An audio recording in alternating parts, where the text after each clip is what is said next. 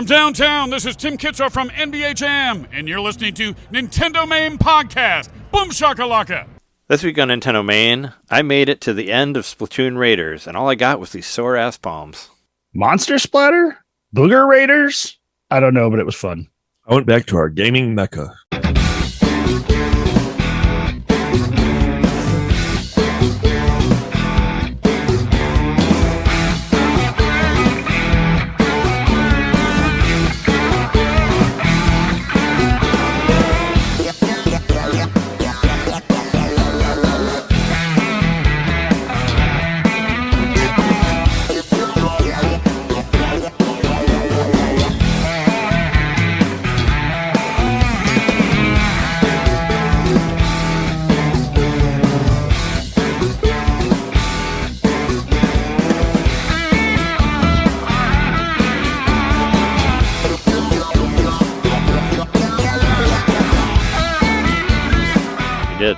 Welcome to NintenDomain Podcast, episode 531. Your place to hear Nintendo fans talk about the newest Nintendo games that are out, like Splatoon Raiders. And we're your hosts. I'm Trey. If I start downloading Final Fantasy XIV now, will it be done by next week? Johnson. I'm Jeremy. Oh, crap. There's post-game. Mikowski. I'm John, Salmonid Hunter Knitter. Is that your, like, rank or whatever? Oh, is that a rank? I don't know. I just made that up. Oh, okay. Because my original nickname was going to be, because you're like, you get like a different nickname for yourself or whatever that'll get upgraded depending on, or it'll change depending on whatever level you are. Anyway, yeah, let's start off the show as we normally do and talk about games. We got the games that we've been playing. We all have Splatoon Raiders. We got it last week. I thought it was funny because last week on the show, Jeremy was all like, I'm not getting it. And then I saw you online playing it like Thursday after it came out. So it got to you, I guess. Yeah, I got it. I waited. What was it that what turned the you? Page? Yeah. Because it's Splatoon and I knew like it wasn't like it different enough that I wasn't going to like it. I like Splatoon and I want to see it on, made for Switch 2. So that's why I did it. I'll tell you one thing. It's definitely not DLC. That's for sure. No, it does not feel like DLC to yeah. Splatoon 3, which I think you said that before. No, it totally feels like its own thing, for sure. I think in the lead up, I felt what Jeremy felt, that, this kind of just seems like one of the DLCs. I'm thinking that if it were DLC, it probably wouldn't have cost much less. They probably would have sold it for like $40 or $80. Yeah, maybe. Something like that. It's so beefy and it uses a different engine, I would imagine. So that's probably another reason why. Yeah. Well, from the ground up. So we've all played it, and Jeremy and I, we got to the end. We beat the game. We got the first credits. I'm sure there's second credits or something. But as I was playing it, I was like, this is the biggest Splatoon that I've ever seen. Like, because you think about it, like on the single player Splatoon, like this is the biggest amount of area you've ever covered in any of these games. Yeah. Like right, they're all just arenas, like the land. Yeah, and I always wondered about that. Well, because a lot of times it's like open zone to an extent. Yeah, well, and a lot of like Nintendo games, it'll be like, we'll make it look really good, but it'll only be like smaller areas, and that's how we can do it. They've been doing this since the Wii, where it's like make it Mario Galaxy, where it's like a small part, and then you'll shoot to another small part, and you can make it look good in that way. And I felt like they were kind of like flexing on this one because it's like, let's make like a big area. I mean, there's a bunch of different levels, but some of the levels are pretty big. They're bigger than any of like the multiplayer stuff that you've seen on previous Splatoon games, and the single player was always just like one small section and another small section, and it was never like fully connected. And I really felt like the scope of this game in that way, that I was like, this game feels big, and aside from like the map or whatever, but the areas that you're in, especially like, because there's like 3 or 4 different level types that you play through, but like the one where the one where you're like grinding for the whatever the fuck they call it, the spiralites. Yeah, when you're like grinding for the spiralites, those levels feel really big, and they're definitely bigger than any other Splatoon has been before this. I agree with you on that. I think that the variety of types of levels actually makes it makes the whole game as a whole feel bigger, because you never feel stuck on one type of thing. The next one's going to be something different. Then you got the compass challenges that are just a little like, hey, try out this weapon that you probably maybe you ignored it, whatever. I like those too. Like they encourage you to sort of expand your horizons, and like we fall into our particular weapon types that we like, whatever. But like I discovered one today, which one I forget which one it was, but it was like, oh, this one's really actually pretty cool. I should use this one more. And just that kind of variety makes the whole game, when you add it all up, just feel a lot bigger than your average Splatoon game. Yeah. Also, I guess I beat Splatoon 1 and 2, but I didn't make it all the way through 3, and I didn't make it through side order. But this one, it's like on what you were saying there. You have more to do. Like if you get stuck on one thing, you can go back and do the spicy version of another level, or you'll get like 3 or 4 levels at once, like opened up, and you can jump from one to another. And what I really loved, like right off the bat, is it'll show you like what level you should be for each level. But I was like, all right, I'm going to go to whatever the highest level is, even though I'm like level 5. I'm going to go to this level 10 one. And the one I was at was just like, they're just throwing a shit ton of guys at me, but I just kept leveling up because I'm killing guys and you're getting experience and you just keep leveling up. So even I could just keep playing still that. Progress, yeah. Yeah, you still get whatever you collect, and you still get all the experience points that you got and all that. So you could just throw yourself at whatever level if you got the patience, and just keep just playing it and playing it and playing it until you get through. So I could probably count on one hand the times that I finished a level. Well, I actually finished it, or didn't just die or whatever, where there wasn't at least something I could do to change my build a little bit to make myself slightly stronger. Oh, sure. There's always something, it seems like, you can do between rounds to just tweak your build just a little bit. And of course, you also have the option of using different weapon types for different situations. But I found myself sticking to I like the splatter shots a lot, and then, or not the splatter shots, the maybe it is splatter shot, the one that's the Flamingo Junior or whatever it's called. That's what I like. I don't know which one that is. And there's like glass bottle and soap bottle and whatever those ones are. They're like kind of a more basic gun. They're the ones that are more like kind of like machine guns, right? They're faster. Yeah. Because I was kind of using like the slower shotgun type ones is what I've been using. The what are they called? Blasters. Yeah, those are good for close combat. That's how I play games like this. I'm all about all the first person shooters that I play. I'm all about close. I definitely pull out close combat with a shotgun. But no, I got it to where I have 15,000 damage for my blaster, so I can destroy people in like 2 shots. Yep. Like there's really. I could try other things, but why? My splatter shot's up to almost 6,000, and it's a splatter shot, so you could just you don't have to. If you hit it one time, it's 15,000. That's great, but like 3 little rapid shots do the same damage with my little handgun. Yeah, I get 30,000 and it fires like pretty quickly. And actually, I was using the umbrella, which you can actually you can. I don't like the umbrella. I tried. You can tap it quickly. If you don't hold it, and if you just use it like a quick shotgun, you can actually get shots off quicker than you can on the blaster. I was just like just clicking it really quickly, and then you could get more shots for that. But I will say I was surprised with myself how much I actually liked using the paint bucket. There's a couple times where I got a really nice. Those can be pretty. Bucket. Yeah, those can be about as high as the.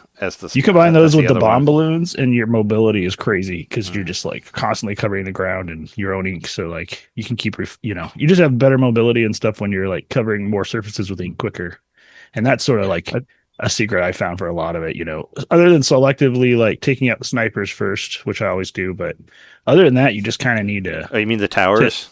Yeah, you just need to have the ink all over so that you can get around and so that you can duck. Yeah, I use the splatolite thing that just surrounds you, and then I just go underground, and that'll just keep inking everywhere that I go. It'll just make a path for me as I'm moving. So I don't think I've used that one yet. I just upgraded that one. Just got that today. I kind of found things that I liked and just stuck to it. Like what I like about the blaster is you can just, aside from clicking quickly for the umbrella, you can just hold it and then just move around and you're still doing a shit ton of damage really quickly. Honestly, I was taking out guys in two shots. I find myself knocking them straight feels down. good. I'm leaning heavy on the pot shot. Is that what it's called? The thing you just set it up and it just automatically fires it at people. Oh yeah, I've used I that like one. that one. I've mostly just been using the power, but I did because if you upgrade, so like if you take your eggs like for whatever there's like speed, power, and like technical, right, of the three.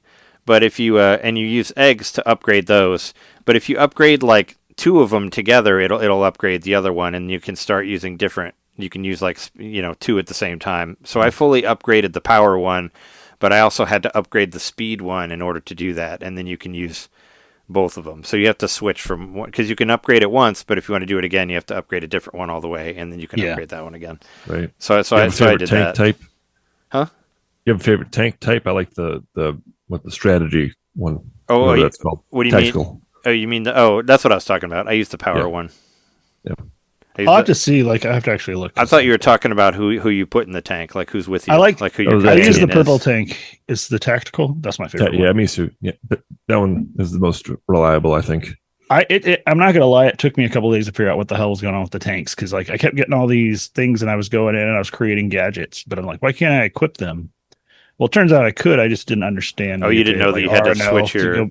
Actually, you can if you can like make you can make tinkering stuff. Well, they'll automatically go on, which is great. Like I have it to where my splatter lights will turn on when I shoot somebody, and also I have like the booyah bomb thing, and that happens when I get hit by something that takes a certain percentage of life off, so it'll protect me. Like you can do really cool stuff like that to make it automatic, where you don't even have to press. Yeah, anything. I've got some stuff like that, but what I mean is I literally like. I had one tank. It's the little top thing you throw out, and that's the only gadget I had for quite a while because I didn't understand how to switch between things and like and add them. Which I to like equip them and all that. Right. So it took me a couple days to figure that out, but once I did, I was like, oh my god, the game's so much easier now. Like, yeah, I think I was just because you can equip 3 things if you upgrade your tank high enough. Yeah, I've got it to that. But I have them set to auto, so they'll just. I still haven't gotten the 5th own. relic power, but. I don't know where when that unlocks. Oh, I think you just get those when you level up. There was a lot that I missed because the tutorial, which I think this game has a lot of ground to cover in that tutorial, but I felt like that tutorial was like very wordy and like it was going on for like a good hour or whatever. I don't even remember the tutorial. Was there a tutorial? Honestly, I don't remember. Yes. I think I might have skipped it. I don't know. I mean, it was part of the game. Sure. It was a little slow, but it didn't bother me because I was like. Because I hadn't played Splatoon in long enough that I kind of needed to reacclimate, and also like the motion controls are super important in this game, and I found that I had to actually mess with those, kind of dial them in before I was able to feel comfortable with them. Because there's like one of those levels where I had to where you're not fighting enemies, but you're going through and you're destroying all the targets to advance, and I could not for the life of me like hit all these targets because I had my sensitivity set too high, so I was like overshooting and stuff. So I went in and I turned down my I dialed down my sensitivity a little bit, beat the level my first try, and then I'm like, I'm just gonna keep it here. Yeah, I was because I was playing Splatoon 3 like in anticipation for this like last week, and I've always like kind of been like like I like sort of like hate love on the motion control. Like I never really fully liked it. But I actually do. For the first time, I actually like it in this game. I think it was two where you kind of off and on. You have to, or you like kind of refuse to use it, and then I ended up switching it off. Oh yeah, I refuse to use having it. Having a better years. Time with it, but 3 it was necessary. I think when I was playing 3 recently, I turned it off actually because it was annoying me so much, and I just played with the analog sticks. But I think now if I go back to it, now that I've played Splatoon Raiders or whatever for like 25 hours. I like to believe that maybe I'll be better and I can go back and beat side order or something. But I don't know. What level are you at? Right now in the game, in Raiders? Yeah. I'm level 44. I'm level 50. Oh, so you got to the end. Well, you played it more than I did.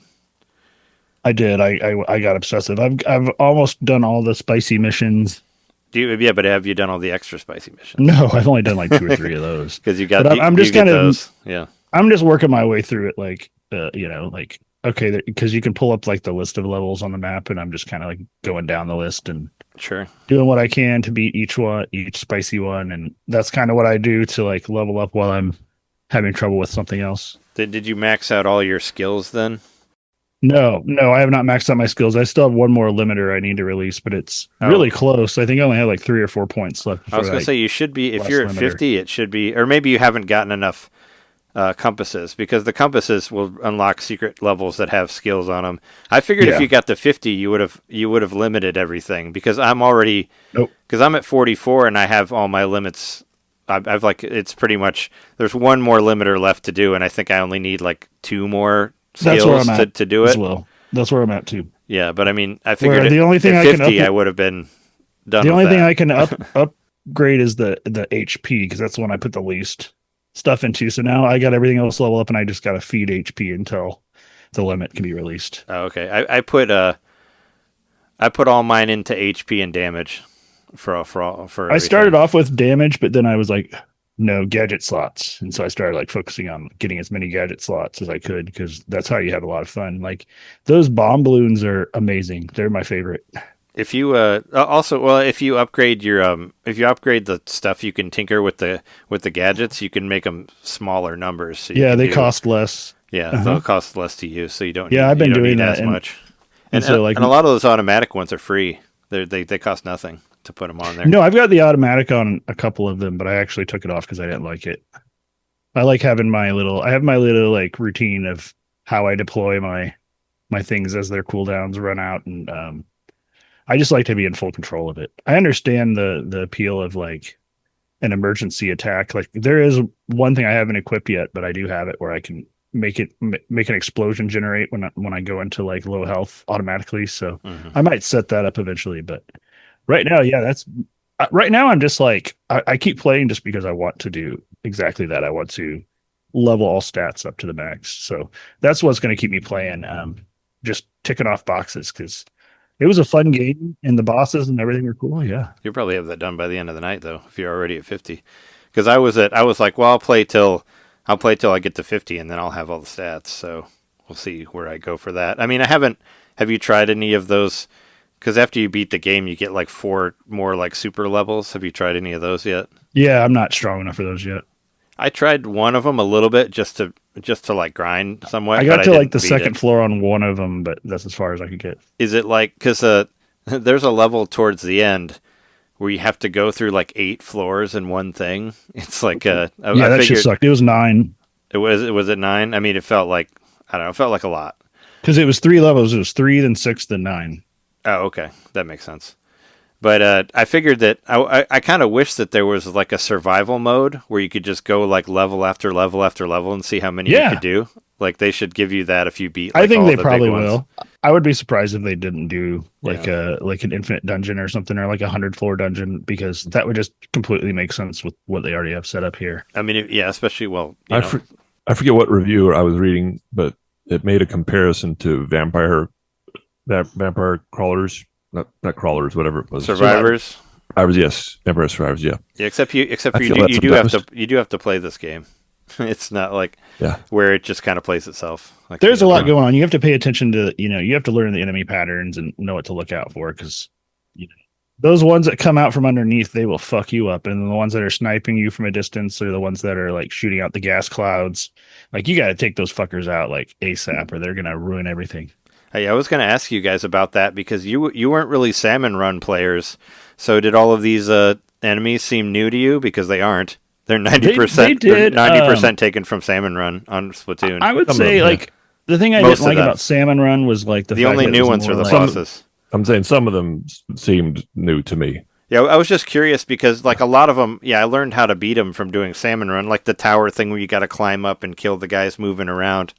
And actually, there was that one floating guy that throws the bombs at you. He was way worse than Salmon Run. They actually made him much easier, because you used to have to. I hate that guy. You used to have to throw bombs into his grenade holders or whatever. He would open them, and you had to throw a grenade into there, and it was really hard to hit. Now you can just shoot him in the face and kill him. So they changed that at least, but. I don't like the UFO guys. Those guys suck too. Yeah, those guys, like all of the guys are from Salmon Run, and I don't think you guys played it that much. So I didn't play that much, and the reason why mainly being because it wasn't just like like everything. Like we had some other goal where you had to like throw eggs into a basket, or there's this extra level that I didn't find very fun. Where I like this because you just kill everything. That's really what you do. Either you kill everything with a time limit, or you reveal everything you need in the map. And I actually really like the levels that are not timed, where you're just like in the big open area and you can go around and stuff. Like those levels are the Nice best. breather. Yeah. It really feels like more like an adventure game in that regard. My big problem with Salmon Run that I had was I just had a hard time finding people that didn't suck. Uh-huh. I feel like my team sucked like every time. Like it felt like it was like low percentage to get somebody who actually knew what the fuck was going on. But I mean, I like that game a lot because it was like a smaller version of Monster Hunter, which this game is too.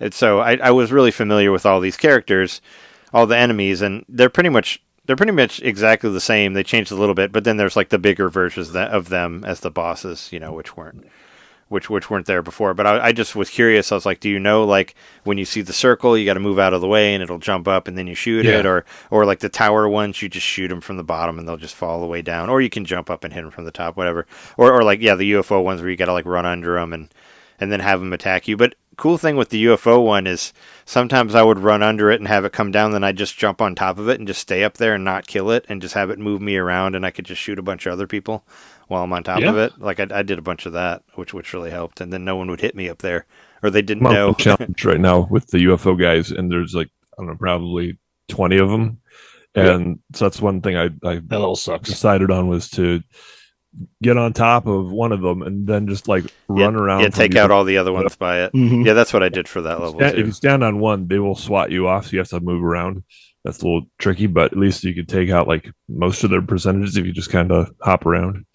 As a winning strategy. I'm going to tell you, those the bomb balloons, once again, like those things are great for the UFO guys, because you can just literally like throw them up there and then detonate them like by shooting and them. then you don't have to play the dodge game or And whatever. a lot of times there's multiple of them standing together, and you can take out 3 or 4 at a time with that.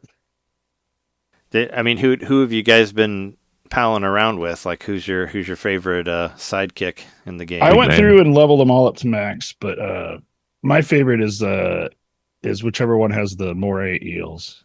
Oh, Fry. Yeah, even though the big man's special is probably technically better, I still prefer just the screen clearing ability of that one, where I don't have to think about it. Sure, yeah. I mean, that was my favorite one too. Was the eel one? Yeah, because it's just like a super move that you can just let loose and it'll just pretty much kill everybody on screen. But I also I like Shivers, where you can throw the giant shark at people like that. Yeah, the shark's the one I dislike the most. Like that one's fun. I mean, the one I started with was Big Man, but I think that one's my least favorite actually, because it's just, I don't feel like I'm doing that much damage. Like you become the tank thing, and you're just clicking L and R, but I don't feel like I'm doing any damage at all. You do a lot of damage. Well, it's probably it's probably a lot less than my blaster. That's probably why I don't think it's doing that much. On the bosses where you have to like stun them and then hit them while they're stunned, like that shit is so good on that. You take out so much energy from them. Well, I mean, I did it with the eel and the shark, but I didn't feel like I was doing that much with the big man. I think you thing. get more damage with the big man there, because you're literally dealing it out as fast as you can. I mean, it's just an automatic thing. I had to use him for that one boss, and it fucking took forever because I had to use that thing for it. Maybe it wasn't leveled up. Yeah, that boss sucked. I didn't think it was. That boss took like 30 minutes to beat when I finally figured out. The one where you got to shoot the glowing fin or whatever on the side. Yeah. Oh yeah, I ended the up just hammer giving and up all on this the other fin, shit. and Yeah. I ended up giving up on the fin and the hammer and just whittling it down, war of attrition style. Oh sure. I mean, well, that's what I like the hammer, because he does. There's like some other thing he does, like where it's pretty hard to dodge. I forgot what it was, like when he wasn't doing the hammer, but I don't know. He's better than that. I don't want to say much about the final boss, but I hated that final boss. I thought it was fucking stupid. That was, I'll just say that I had to call on the powers of my Mario Party 1 skills to get through the very, very end of that. That's my joke at the beginning of the episode when I said, boy, are my palms sore.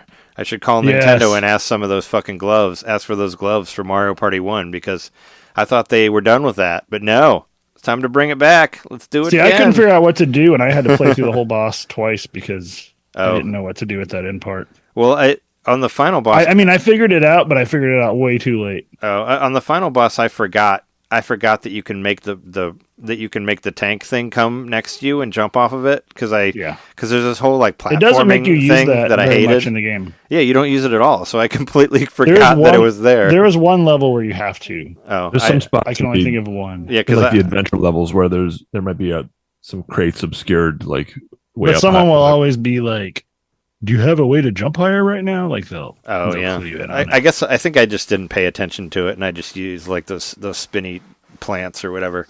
Uh-huh. But no, I completely forgot about it, and I lost the first time around because I ran out of time because I forgot how to make the stupid tank thing come and jump off of it. But thankfully I got through the part after that, the sore palm part, because I didn't want to do that again.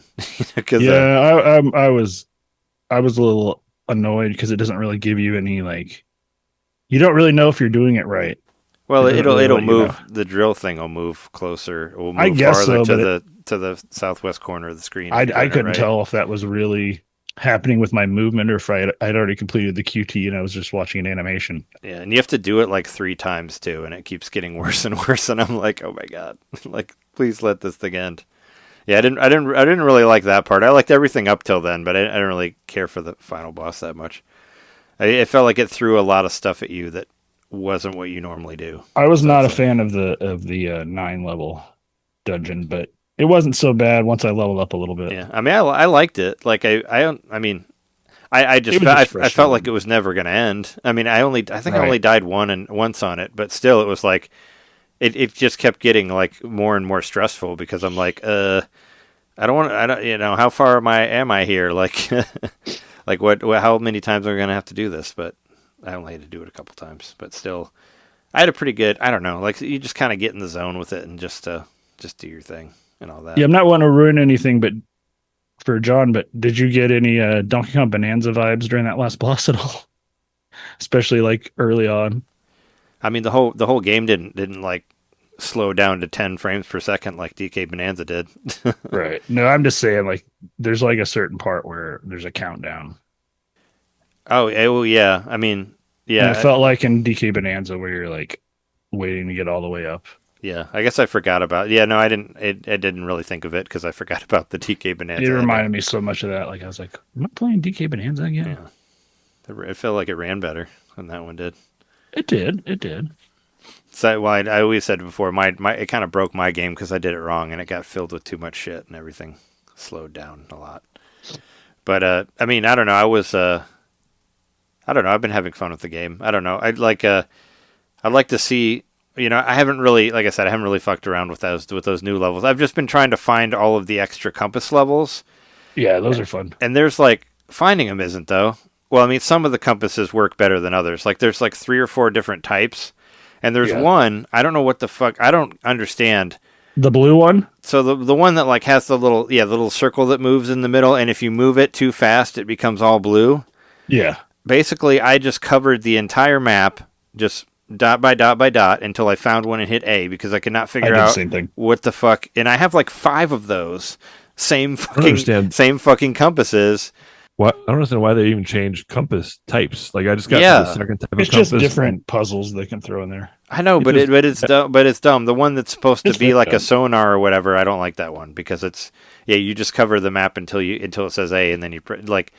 There's got to be a better way to do it, you know. But I like the one where where it turns orange or where the little compass thing moves around. But yeah, I was kind of in the same boat as you were saying in Slack, John, where it took me a while to figure out what they were for. I thought it was I thought it was just a thing just showing me where north was or whatever. I don't know. I didn't realize that. I thought it was showing me. I didn't know it was an item I collected level or first. whatever. You know, I didn't really get the purpose of it. I think I just stumbled upon it.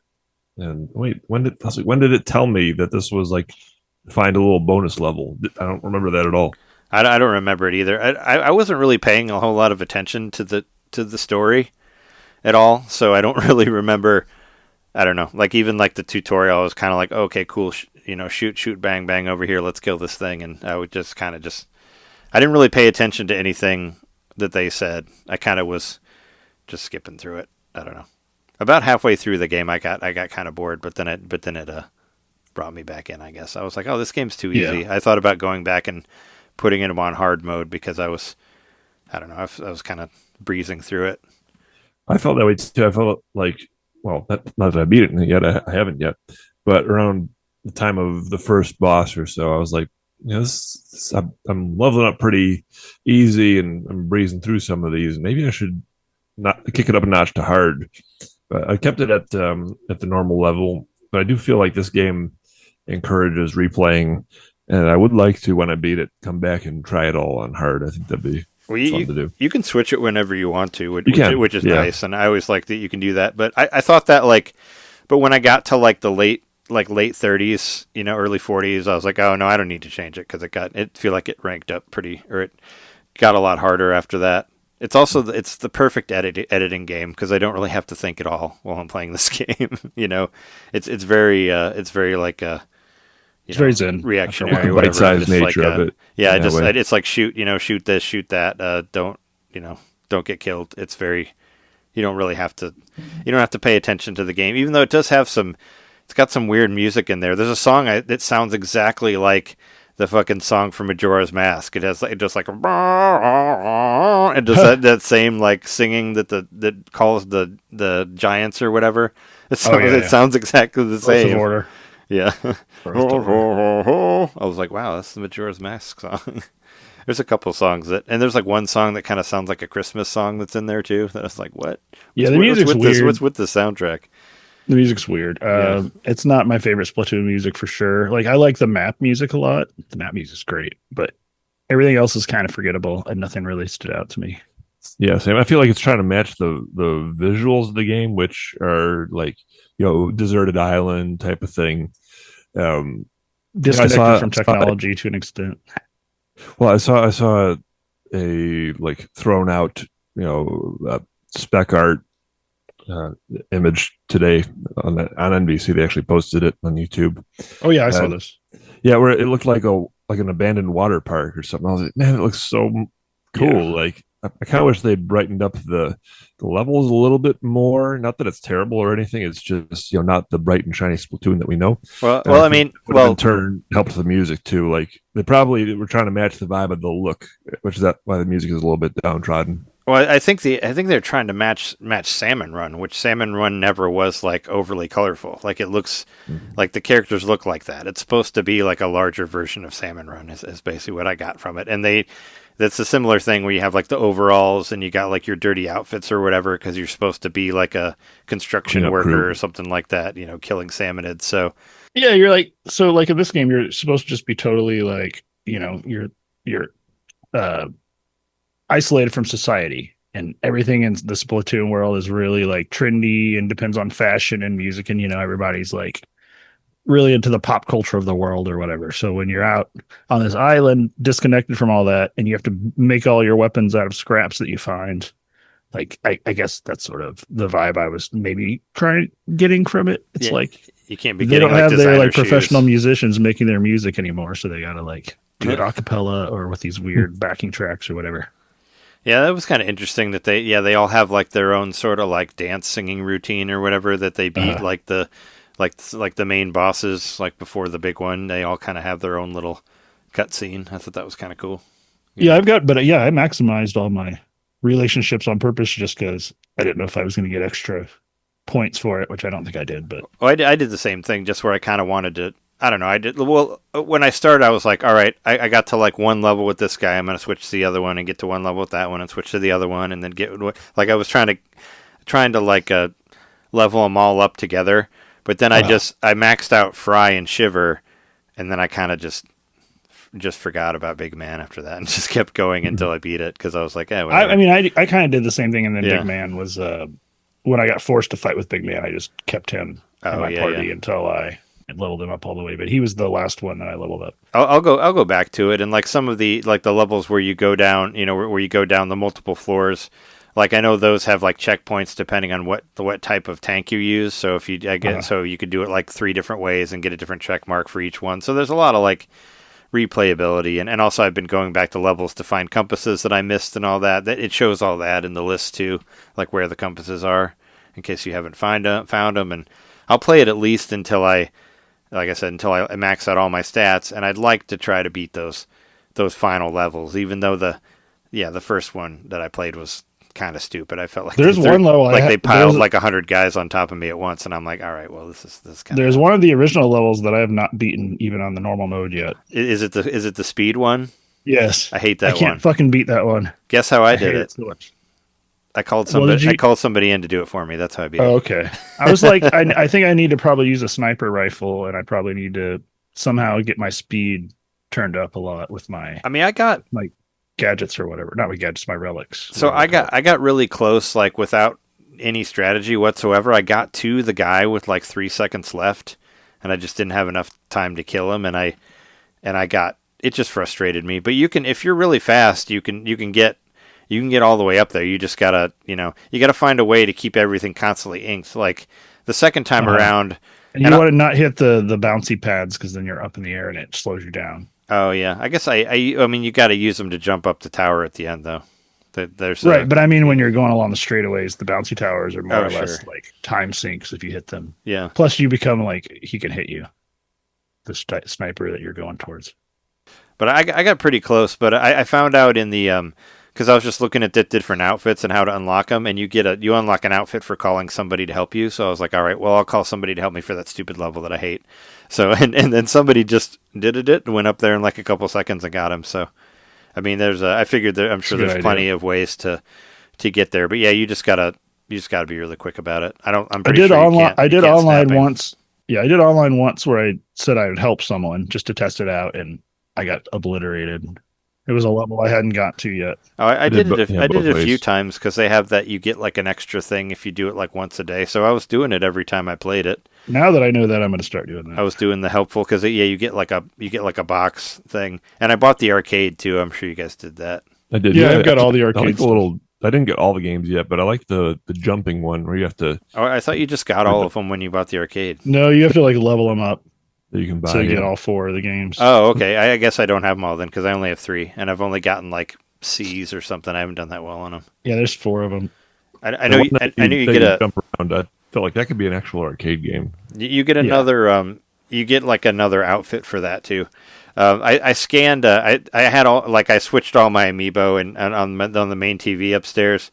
And I had all the Metroid ones out there, but I switched it to all my Splatoon ones, so I had them all like lined up already. Oh, nice. So I'm like, all right, well, and I have 9 Splatoon amiibo. That's how many I have. But I was like, all right, I got them all out here, so I'm going to try to scan them. And I found out that you only get 1 outfit for all of the old Splatoon amiibos. Oh, really? But if you buy the new 3 ones, you get 3 more outfits. And I was like, oh, well, that's kind of stupid. So I have to get the new version of Big Man, and I can't scan my old version of Big Man to get the Big Man outfit or whatever. That's bullshit. Yeah. That you actually have the character and it doesn't work. Well, because they made new versions of Shiver and Fry and Big Man, and they want you to buy those, blah, blah, blah. I mean, I saw Shiver out in the wild this week. How much were they selling it for? Was it like $30? 25. Okay. Because I was talking to Jess about it, and they pulled it up on the phone, and they're like, yeah, here they are, and it's like the 3-pack for $100, and I'm like, that's ridiculous. That's twice the price of the game. Like, no way. Wow. So, but that's the 3-pack together. Is Big Man even more or something? Because Shiver was 25. No, it was the 3-pack. It was the one for all of them together. Was selling for $100. So if Shiver was 25, I'm assuming Fry was 25. How much is Big Man? Must be $50. I don't know. I mean, this was probably like somebody marking up the price too. This was just something that we found online, secondhand. So I don't know, but I mean, I haven't been out to look or whatever. I mean, not that I don't really have money to buy any of that shit, but yeah, if you want to get extra outfits, not that any of them are really cool or not. Yeah, I haven't tried any of the amiibo stuff yet. I switched them around. Well, because also Jess's family stayed with us for the weekend, so we had so we do whenever somebody comes to stay with us, we do a deep clean thing. So I was already dusting everywhere, so I was like, well, I'm gonna switch all my amiibo around and do more of a, because I try to switch up the ones that are under the TV, and I had the Metroid ones there from Prime 4, and they've been up there since then. And I was like, well, I'm gonna switch it to the, and also I want to see how many Splatoon ones I actually have, because I got the original 3-pack from the Wii U one. Jess and I bought those on the way to Tim's wedding, Jess's brother's wedding, and I have have a couple of them from 2, and I have Big Man from 3. But yeah, I got the one with the salmonid on it. So I do have a salmonid one with the eggs and the big wave. That one's really cool. So I got a few of them. But yeah, I was just curious. So how much is this game like Monster Hunter? A lot. It actually, well, it made me miss Monster Hunter a little bit. I actually re-downloaded Monster Hunter Rise. I haven't played it yet because Monster Hunter scares me. Because once I start playing it, I'll never stop. Yeah. So it's one of those things. But I downloaded it so I can look at the icon on my screen and be like, hey, I could maybe play that game. No, what I kind of miss. I mean, this compared to Monster Hunter, it becomes more focused on the multiplayer, on doing like 4-player, expeditions and all that. And I do kind of miss that from this. Like, I like that it has more of a focus on single player, but Monster Hunter, first time around is, I always say you should get through the single player and beat Magna Malo and do all that and then get into the multiplayer stuff later. But I mean, I do kind of miss like how Monster Hunter is more about like building each other up, like like they had like what was it, the horn guy or whatever would like would like give you all like extra powers, like buff, and there's like buff guys, and it's kind of more about how the different weapons like affect each other, and it's all about like the multi and all that. So I do kind of miss that, and Monster Hunter is a little bit more. Gets more complicated with like what items you have to get from the monsters to build your new weapons and armor and all that stuff. And whether or not your teammates decide to capture or to trap or kill. Yeah. We talked about that. Yeah, but trapping them or killing them, depending on what items you can get. But every time they were marketing, I play online, I still, whenever I get killed and I'm playing with somebody else, I'm like, damn, I got carded, because that's what we used to call it in Monster Hunter. Because when you get knocked out, you're on a cart and these little cat guys like take you back to base, and then you got to go back to the monster. The Palamutes. Yeah, those. Or the Malamutes. So I wonder if they were just being extra careful, because when they were marketing this game, they were being so careful to hide this multiplayer mode, this light multiplayer mode that it does have, and that they wanted to differentiate it from Palico. Proper, they're called right? the Palicos. It is Palico. Well, I wonder if they're almost certainly going to have DLC for this game to build upon it and all this stuff. That's what I was hoping, because that's how the Monster Hunter games are. Like, you get like your base thing, and then they keep adding stuff to it, and they do like, you'll do your first run, and then they do like the pro stuff later, which most people consider like that's the real game. Everything else is like the tutorial before that, and then it gets harder and harder and harder, and they add more monsters and all that. And I was hoping they do something like that. I think that would be cool if the DLC was team-based missions, so that way, by 6 months down the road, whatever, this game is well established and differentiated from the multiplayer-focused Splatoon main series. But now we can have a different multiplayer where it's we all go out on a team together and defeat a common enemy. I think that'd be pretty cool. Supposedly you can just play multiplayer with your friends and all that, but I don't know how to do that. Did you guys look around I don't know how you would do it. You must do it. I haven't messed around with it at all. Like I said, I only did the one time online, and it felt very much like Elden Ring. Oh yeah, and in the help, when you help somebody, every time I did it, everybody else had a higher level than me. So it's like, okay, but I still made it through. I didn't lose in any of those ones, but I've only done it like, I don't know, four or five times or something like that. Well, last thing I'll say is a newbie to this type of game, whatever, is I like the tinkering aspect and monitoring your gear and all that. Sometimes though, I just want to jump in and go, and like on the tougher levels, when I was kind of beating my head against the wall about what combination of gear might be best, I really was looking for like a button to hit, like, hey, gear me up, optimize. Optimize. Give me something, that's in a lot of RPGs. The perfect combination, but something. I really wish they had that in Final Fantasy Remake and Rebirth, because I got so many different items, and I just didn't want to. It's in 16. I didn't want to go through and look at all of them, but I was I was remembering Optimize, which was in Final Fantasy VI on Super Nintendo. I remember my brother-in-law would just be like, "I'll just do Optimize," even though there are some things that you won't be able to, like if you do where you have like two items in both hands, like it won't do that if you do Optimize. Whatever. You also, like, a lot of times your builds are customized to what you want to do, and it's not going to optimize it correctly. But it kind of depends, like if you want high damage, like I'm doing high damage, but maybe you don't want something that fires slower, or you don't want that type of item that'll have that sort of damage. Like, you still have to work. I think it's It's like Monster Hunter in that way, where it's like just find a weapon that you like using and just make that weapon the best, or or try to find the best version of that, or upgrade that one. That's basically you can how try, how but you those can only games upgrade are. it so much, and then it'll be like I'm scrapping out weapons I fully upgraded on the regular as I was leveling up. Oh yeah, for the spirit I needed lights the or whatever, extra because you can money, but yeah. I was doing it I'd be like, for man, some I of put the upgrades. so much effort into to these guns, and then now all of a sudden I have this gun that's better that Well, I just got as a drop. Which they throw weapons at you like candy. Like you're never at a shortage, but at the same time, like if you want to switch out weapon types, you got to make sure you save some of them. So I've just been saving my like highest ranked ones, like the 4-star or higher. Oh yeah, and you get that special weapon at the end of the game after you beat the boss that you can upgrade past. And I've got past another levels. one too. Yeah, I've gotten another one too since, and I've got I the heard one that they gave me. It's upgraded like 16 or 17 times. That's why it hits so high. Yeah, It's awesome because I only had had a little pistol, but it hits for like 5,000 almost. Yeah, that's why I only have like that one. But yeah, it said you could upgrade it past 5. So, but you can. I heard you could get other ones. Did you get it? I mean, you just got it in like spicy levels or whatever, like the other one. Yeah, I got another one and one of the spicy levels. Okay.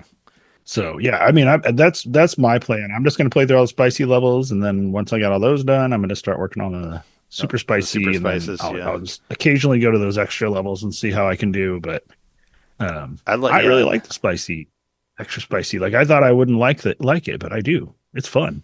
Yeah. No, I like it. I've liked the I've liked the spicy levels. I mean, I haven't. Like I said, aside from like the annoyance from the final boss, I didn't think the game was like too hard really. And it's pretty much like what's great is I just like that you get stuff no matter what. It's as hard as you want it to be. Yeah. If you want to put in the time to be stronger, then it won't be as hard. If you want to, like you said, we're saying earlier, go to a level that you're under leveled for and really work your way through it, you'll be rewarded for it, but you're going to have a bad time. No, I had fun with it. I mean, if you're too under leveled. Yeah, if it has a bunch of guys in it, you'll still level up a lot though. That's what's fun is you'll still get all that experience points and whatnot. And that's what I like about RPGs is they make me feel like I'm not wasting my time. Like at least, I could play like 100, I don't know, I could play like 100 matches of whatever online game and feel like I've done nothing. Whereas at least I can gain levels on this. Yeah, one of the levels I selected, I thought I was selecting the spicy version, but I accidentally selected the version I'd already beat. And I played it for a little bit. I'm like, this is really easy. Oh, wait, this isn't the spicy version. So I exited the level. And it let me keep everything I'd gotten so far. So yeah. Oh yeah, I forgot you can do that. You get it. You keep everything. Like you can doesn't take anything away from you. Yeah, even if you don't beat it, which I've never done that, but I did it just because I could accidentally selected the level. Sure. I'm an ace adventurer. That's what my nickname is or whatever in the game. I'm sure you're higher than that, but that's what it said for me. I don't know where I'm at. How do you find that out? I just played a level and then at the end of the level it showed me what my name was. Like when it'll change like when you level up or whatever, or depending on how many levels you beat. I don't know. I don't remember. I'm in like the middle somewhere. But it'll change like what it calls you. Let's see if it tells me. I don't know, just go into a level and then quit and it should show you. While you're looking for that, I'll mention one thing about the physical cartridge we talked about on the X Pack, but not on the proper show here. Yeah, listen to the expansion pack. I'm also an ace adventurer. Patreon.com/NintenDomain podcast. It's out there right now. I just put it out last night. There's also a free hour-long version on the free feed if you want to get a taste of our latest episode where we talked about our favorite physical games. I thought it was really fun. Yeah. So, Jeremy, you're an ace adventurer? Yes. Yeah, I'm the same level as Trey. Nice. Yeah, I don't know what... I would say it must not be level-based because you're higher, because you're like max level. Also, you get an outfit for that, too. So you did get a special outfit for getting to 50. So good for you. Yeah. Yeah, I was glad to get the game in the mail and just pop it in, and it fires right up. I didn't have to download anything at all. It surprised me. Yeah, that's good. I'm glad they're still doing that. One thing, I had heard people compare this game before to like something like Borderlands, in some of the directs. And one thing that I like about Borderlands that isn't in this game that's kind of annoying is, you go through these levels and you get all these different weapons, but you got to beat the level, and then you can switch your weapons. Like in Borderlands, you could switch your weapons whenever you want. So I did kind of miss that, where you find a thing and you're like, right. I want to try that out. You could just try it right there. Yeah, you didn't have to wait. Yeah, you don't have to wait till the end of the level to do it. But Borderlands is all one like open world thing. Like it's not really like levels, so it wouldn't be that way. Long. But I did kind of like miss that, where like, well, especially earlier in the game, where it's like, I got one of these, like I want to try it right now, and then it's like, but I guess I could just quit.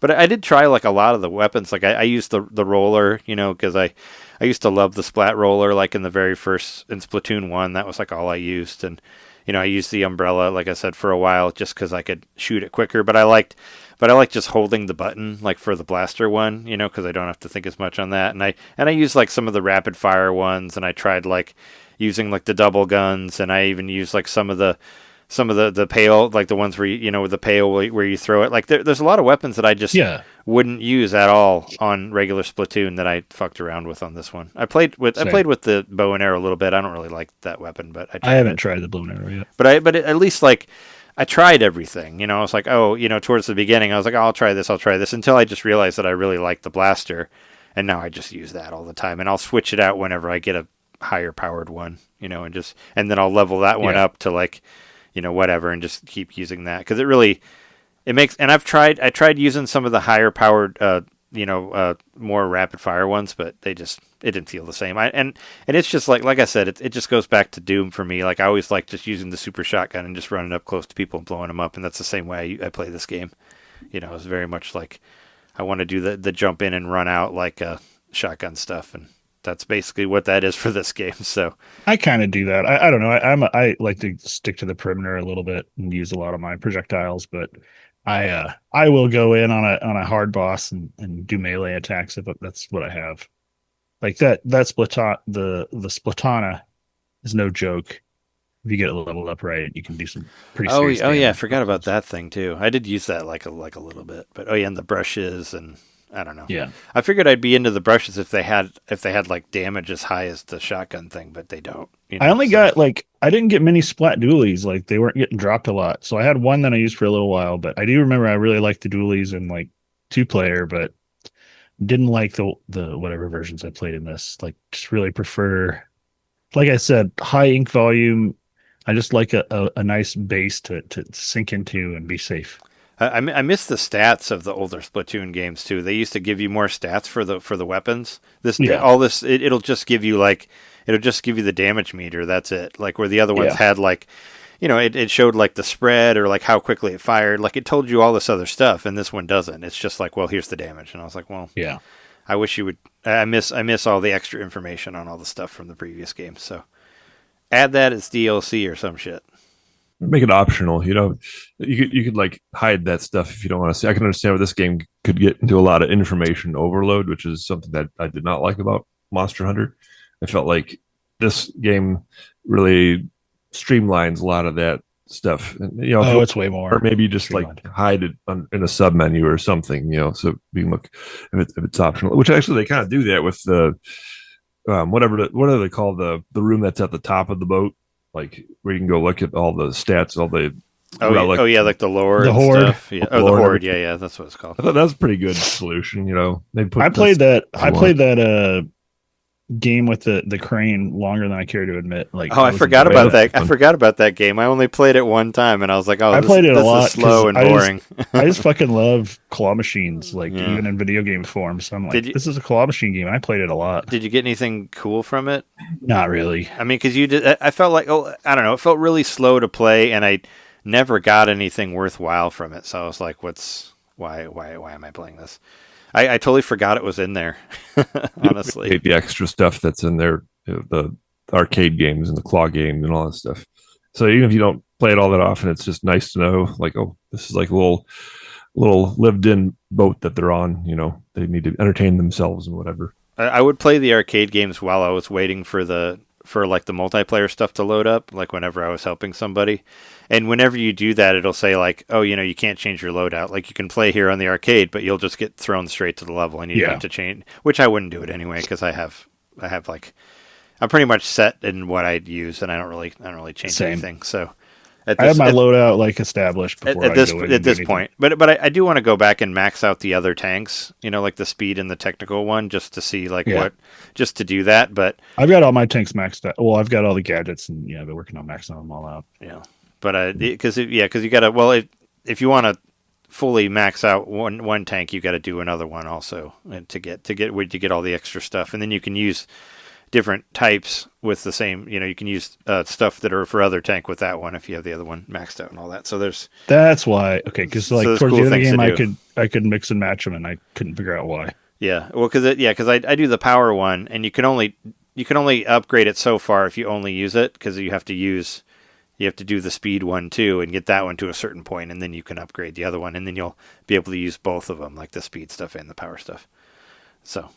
But I wanted to do the other ones because I didn't really do a whole lot of the technical and speed ones because I don't know. I just like the technical one, blowing in my shit opinion, up. is where it's at. Yeah, I like the because there's another like higher powered shotgun thing that you can get on the power one too, which I've been using. So I don't know. I just like to blow shit up. So that's what I've been doing for that one. But overall impressions, what do we feel? I think it's I think it's a lot of fun. I enjoy it. I'll be interested to see how it stacks up against everything else at the end of the year, because Nintendo's had a good 3 weeks of, it was like back to back to back. We got like Star Fox and Rhythm Heaven, and this game like one after another, like were all stellar games, I thought. So I mean, good on you. I don't know how I would rank them specifically, but I found Splatoon climbing up the list. I have a running list like I know Trey does, and I think Jeremy does too, on my Switch, and I have it all arranged. And I've been creeping it up the list a little bit more and more as I play it. So yeah, I haven't really. Well, yeah, I got a folder where I kind of move them around, and it's just Final Fantasy Rebirth is at the top, and then whatever else is under that. Spoilers. It's basically how it's been for me. Well, I'm sure it'll get moved. It'll probably be second. Actually, is what I think is going to happen for this year, but we'll see. But it'll probably get moved. But as of right now, that's the one I put the most time in, and I like that game a lot. And that's the one I'll get back to also at some point. But no, I like it a lot. I don't know if I had to give it a grade or something. I think I'd give it an 8, I guess, for Raiders. I'd be around 8.5 because it's good, but it I've already gotten to the point where I'm like, I know what I have to do now, and it's kind of daunting because now there's you have to have so much stuff to upgrade things, like so many crystals. So you gotta I have to grind now to upgrade things and build custom parts and all that. And I've gotten all the extra facilities you can get after you complete the game and the post game. So now I've got all that extra shit to deal with too. Oh yeah, I didn't get whatever the last one was, because I didn't have enough spiralites. But you can some of those spicy levels will give you 10,000 spiralites. You can get a bunch of them from completing it. So there's a good way to stack it in that way if you need more like you were saying, just scrap your weapons, and you can get it from that too. So whatever. If you can't beat a level, keep playing it, and you'll still get so much shit you can sell or scrap out. And you're always going to be able to do something. Yeah, I like that you always get something, even if you don't make it, you still get something from it. That's why I like this one better than roguelites. I don't have to. You may have to start over, but I still feel like I have something. Yeah, I think it'd be funny if they decided that this did so well that this was going to be Splatoon 4, and they were just going to add the multiplayer to this. And this was going to be, you know what I mean? Instead of the other way around where they had a single player mode. Oh yeah, I don't know about that. I think it's going to be its own thing. But I like the idea of when I was playing this game, I was like, man, we're living in a Splatoon world here. It's just everything. Yeah. It's just going to be Splatoon everything. Eventually, probably. Eventually, we'll have Splatoon Racers and Splatoon Smash Brothers and Splatoon. It's they could. Splatoon's already been in both those games. Yeah, but I like the idea of it. I like it of doing Splatoon's take on this. Or as we do, we got Splatoon Monster Hunter, and maybe we'll get a Splatoon Zelda game or something with dungeons or whatnot. I'd be into that. Who knows? The bosses are so cool. I would like to see more bosses. The bosses never disappoint in these games. Yeah, the actual like big bosses that we see, and there's only like 4 of them or something in there, are definitely, they're definitely something. They got. It's 4 because there's one for each. Yeah, there's one for each of the companions, and then you get the one at the end. Yeah. Which I didn't like the last one, but I like all the ones up to that. Same. But yeah, hopefully you get to play it. I think it'd be fun for all of us to try to play it together if we can figure out. Because apparently there is like a friend multiplayer thing where you can just play with your buddies, but I don't know how to do it because I guess I haven't really looked for it. I'd do it. I mean, there's not really a menu. It just goes straight to your ship and all that. So it must be somewhere in the ship that you can turn. I mean, going back to us trying to get into the same matches as Splatoon, where we're counting down before we hit the confirm button. Like we've gone pretty far to try to play multiplayer. So hopefully this is easier than that. Yeah, for sure. But I think it's really cool. It just when I thought they couldn't do anything else new, this one has definitely hit me. And it's weird that I beat this one so quickly, and I had a hard time. Both you guys beat Splatoon 3 and I didn't. I had a hard time with that game. Like I was just kind of like, eh. I mean, I think I mostly played Salmon Run, but maybe that's why I like this one more because it reminds me of Salmon Run. But I don't have this game is just like be as strong as you want to be. You have everything on the table to be stronger if you feel like it, and if you're having trouble, get stronger. So like, I didn't feel that way about Splatoon 3 single player. Like you had to figure out how to beat those levels. Like they were platforming levels. What this is. I think a lot of, and there's like one, like I went back to play Splatoon 3 and there's like, get through the level with only half a tank of ink. And I'm like, I don't want to fucking play this level. I don't like playing levels like this, where you have to like save your ink. And it's just, that reminds me of stuff from Octo Expansion that I didn't like. Or there's like a lot of levels where it's like, this is just like the multiplayer game pretty much. Here's 4 guys we're going to throw at you and you can just kill them. And I was like, well, this isn't really that exciting to me. I'm sorry. So a lot of it just kind of bored me in that way. But I do want to go back and try side order again with the, with like the motion control and all that. Because I haven't loved it as much as I do now for this game. So I was like, well, maybe I can be better at the old one, because I do want to see the end game, and I feel like I was understanding side order a little bit better when I played it, like before this one came out. So I don't know. I like to go back and try. I will say this game, it doesn't always look the greatest, especially like because the colors aren't as bright and stuff. But it does a really good job of draw distance and all those kind of things that are important to this gameplay. Like you can see an enemy so far a fucking way. Yeah, I didn't notice it. I didn't notice any of the stop motion stuff that you see in a lot of other games, like with the draw distance, and also like there's a shit ton of stuff on there at once, especially in those later levels, and I didn't really feel like it was chugging it all in that way. So. No, I didn't ever get slowed down. It was just more like things were too chaotic to really know what was going on. But you just stick to your strategy of getting rid of the snipers first. Well, that's what I was telling myself. Get rid of the snipers first. Yeah, graphically, it's a good benchmark of what the Switch 2 can do, especially when you compare it directly to Donkey Kong Bonanza, which it was a similar level of chaos, but that game was built for the Switch 1 initially, and so I think we kind of see the difference here. That the other thing about for Switch 2 Bonanza is that it uses the what are they called? They're not polygons. The other thing, voxels. Yes, it's using voxels to like keep track of everything, and because of that, it like very RAM intensive. And I don't think this had quite as much of that. Also, don't forget we got a Monolith on this game, and Monolith did not work on Donkey Kong. But it's a different team or whatever. I don't know. I mean, it's still under the umbrella of Monolith. It is under the umbrella, but it wasn't like they were helping develop the open world or something. Yeah. I mean, it's still like Monolith Soft works on Splatoon and Animal Crossing and all those games. I mean, I should have looked for him in the credits, but I didn't watch the credits because I really had to pee. But it was pretty cool that it like spiraled. Yeah. At the end. I mean, that was cool. But yeah, is there anything else you guys want to say about this game? We talked about it for an hour, so I don't have to worry about let's take a break. Not having enough time.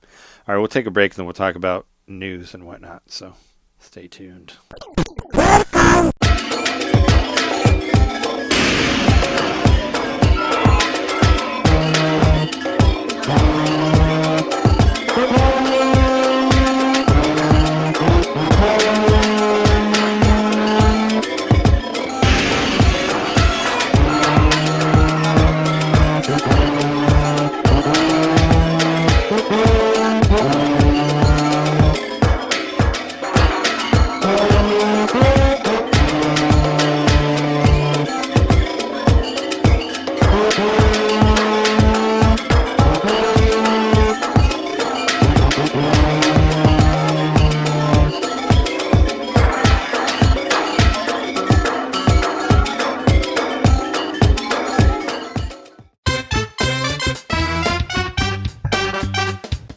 Hey, you. It's me, Mario. Yeah, you. Subscribe to our Patreon to hear our bonus shows, which happen every month. I'm tired. Tired of all the big corporate podcasts spoon-feeding you the same old video game news on every single show? Spaghetti. Ravioli. Then expand! With NintenDomain Expansion Pack. It's us talking about old games that were important to us. It's us interviewing people that we meet at conventions. And heck, it's live shows from those same conventions. It's basically everything you could want that NintenDomain ever made. Here we go! And it's just $1 a month. That's less than a bad indie on the eShop. It's $12 a year, which is less than Nintendo Switch Online. Thank you so much for subscribing to our Patreon and supporting NintenDomain. Just go to patreon.com/NintenDomain podcast and hey, Mario, let go. Whoa! He's throwing us back to the show. So long, Bowser. Patreon.com/NintenDomain podcast. Game over.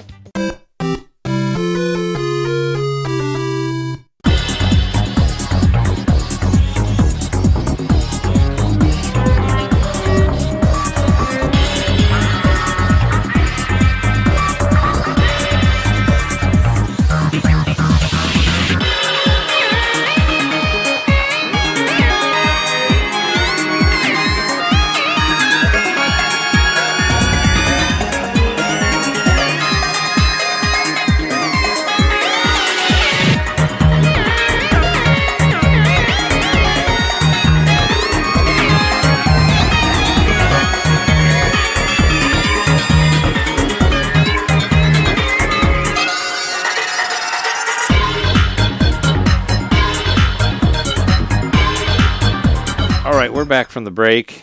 I didn't really play a whole lot else other than Splatoon, but I did want to talk about I don't want to talk about it for a long time, but I did watch He-Man, did watch Masters of the Universe. Oh yeah, what did you think? I thought it was awful. Yeah, I hated bad. it.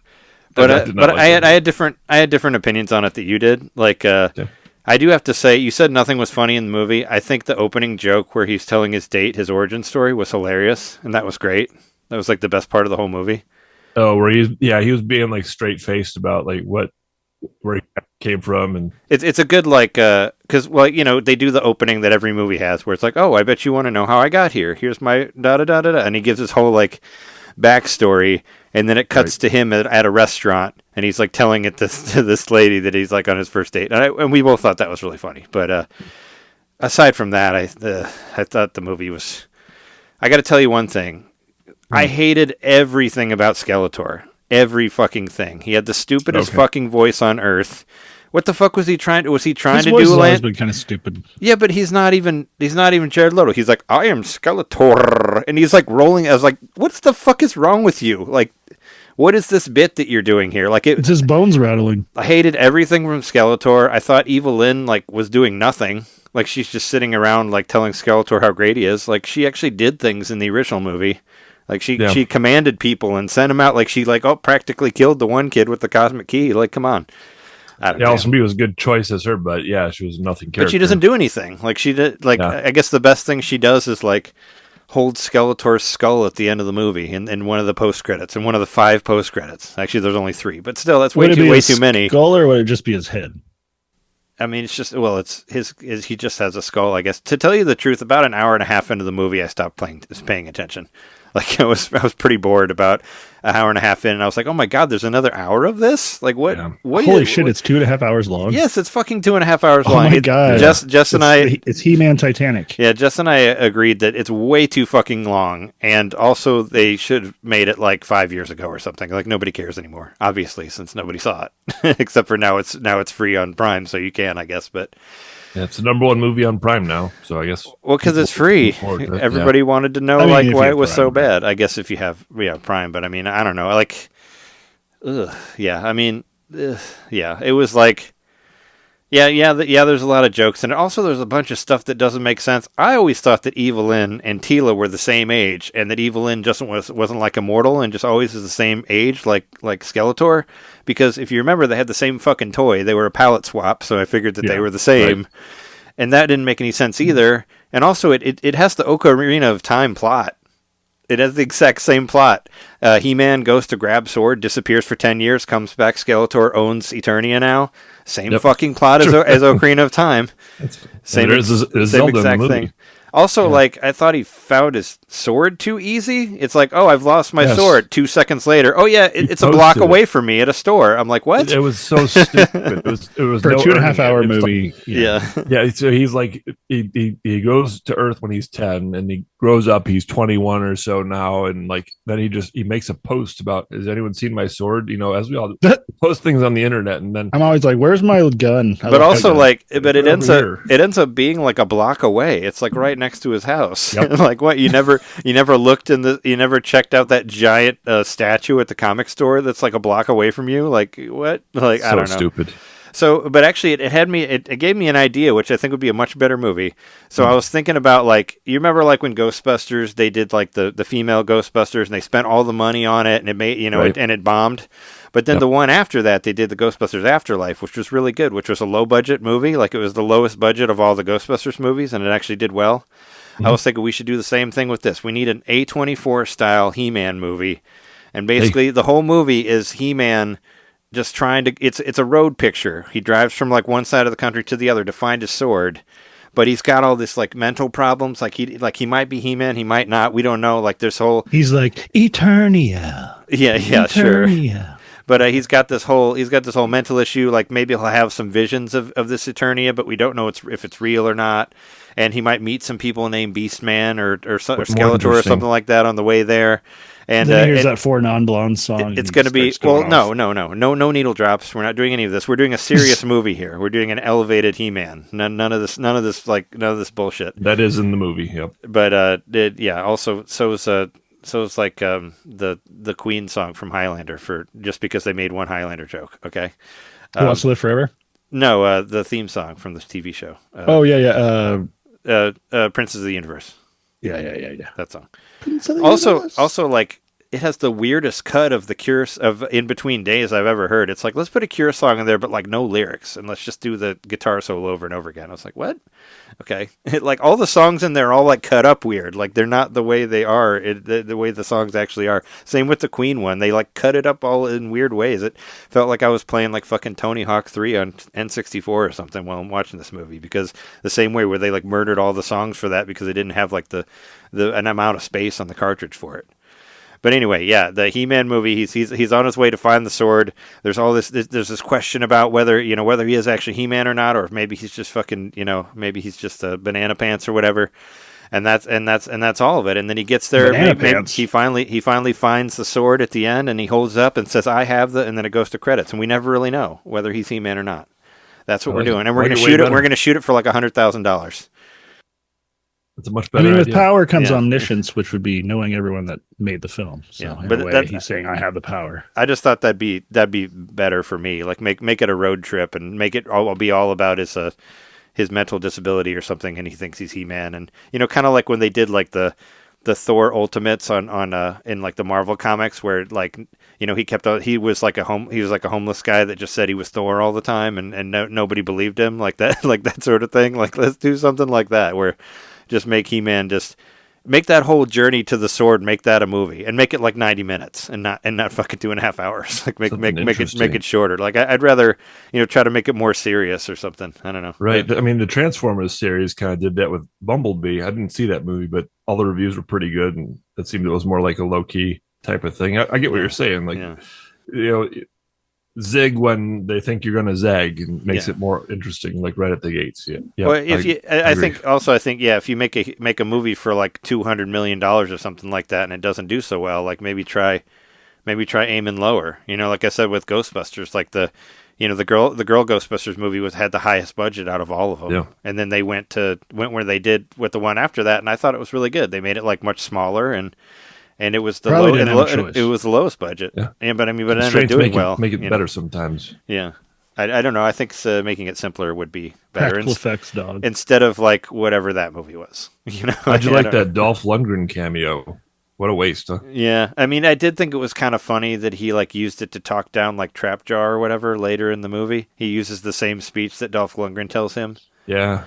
I mean, some of the HR joke stuff I guess was kind of okay, but also it was like, oh yeah, and he has like a dream sequence where Skeletor like is in his like tries to kill him with the weights from his gym or whatever. I'm like, what is this movie? Like it really, like I said, it really lost me. Like, I don't know. We were having drinks too, but it was like I was like, all right, I want to watch. You know, I was like, let's watch He-Man and Mortal Kombat 2. You know, we'll watch both of them together. And He-Man's the bad one, so we'll watch that first. But honestly, Get like nice and drunk before. But honestly, like we should have watched He-Man like second because He-Man just drained the fuck out of us, like trying to get through that movie. Like it was so like painful to get to the end of it that I was like, I don't want to watch anything ever again after this. Maybe like, He-Man should master his own universe. We should have watched that second. You know? So to the point that I kind of thought Mortal Kombat was meh because because my faith in movies was destroyed by He-Man. I don't know. I didn't really care. I didn't really think Mortal Kombat was all that good either by the time we got to it. But maybe better than the first one though. Maybe I'll give it another watch. But I mean, there was a lot of people in it. I didn't really know what was going on most of the time. I mean, Cole got killed, but I didn't know who the fuck he was through like the whole movie. He's just a guy sitting over there who's not wearing a hat. I figured he was like Kung Lao lost his hat or something, and that's him. I don't know. They never fucking say his name or anything. Like it was like. They kill him pretty quick in that movie, I think. Oh, I thought he didn't get killed until like halfway through the movie. Either that or I just felt like it was really long. Did he ever sing Bon Jovi? I mean, I hope not. He never sang Bon Jovi, no. I hope not, because fuck that band. But yeah, no, I don't know. I thought they were both kind of bad, but He-Man was really bad. That's my thoughts on those. It really was a buzzkill, that movie, and I felt like it took us 5 years to watch it. Like really, it felt like so long. It felt like such a long movie, and I was like, "What a waste!" What the hell? Well, I kept thinking with that movie, like I've always thought that He-Man could make a great movie if they just like kept it simple, stupid. You know, it's Star Wars meets Conan the Barbarian.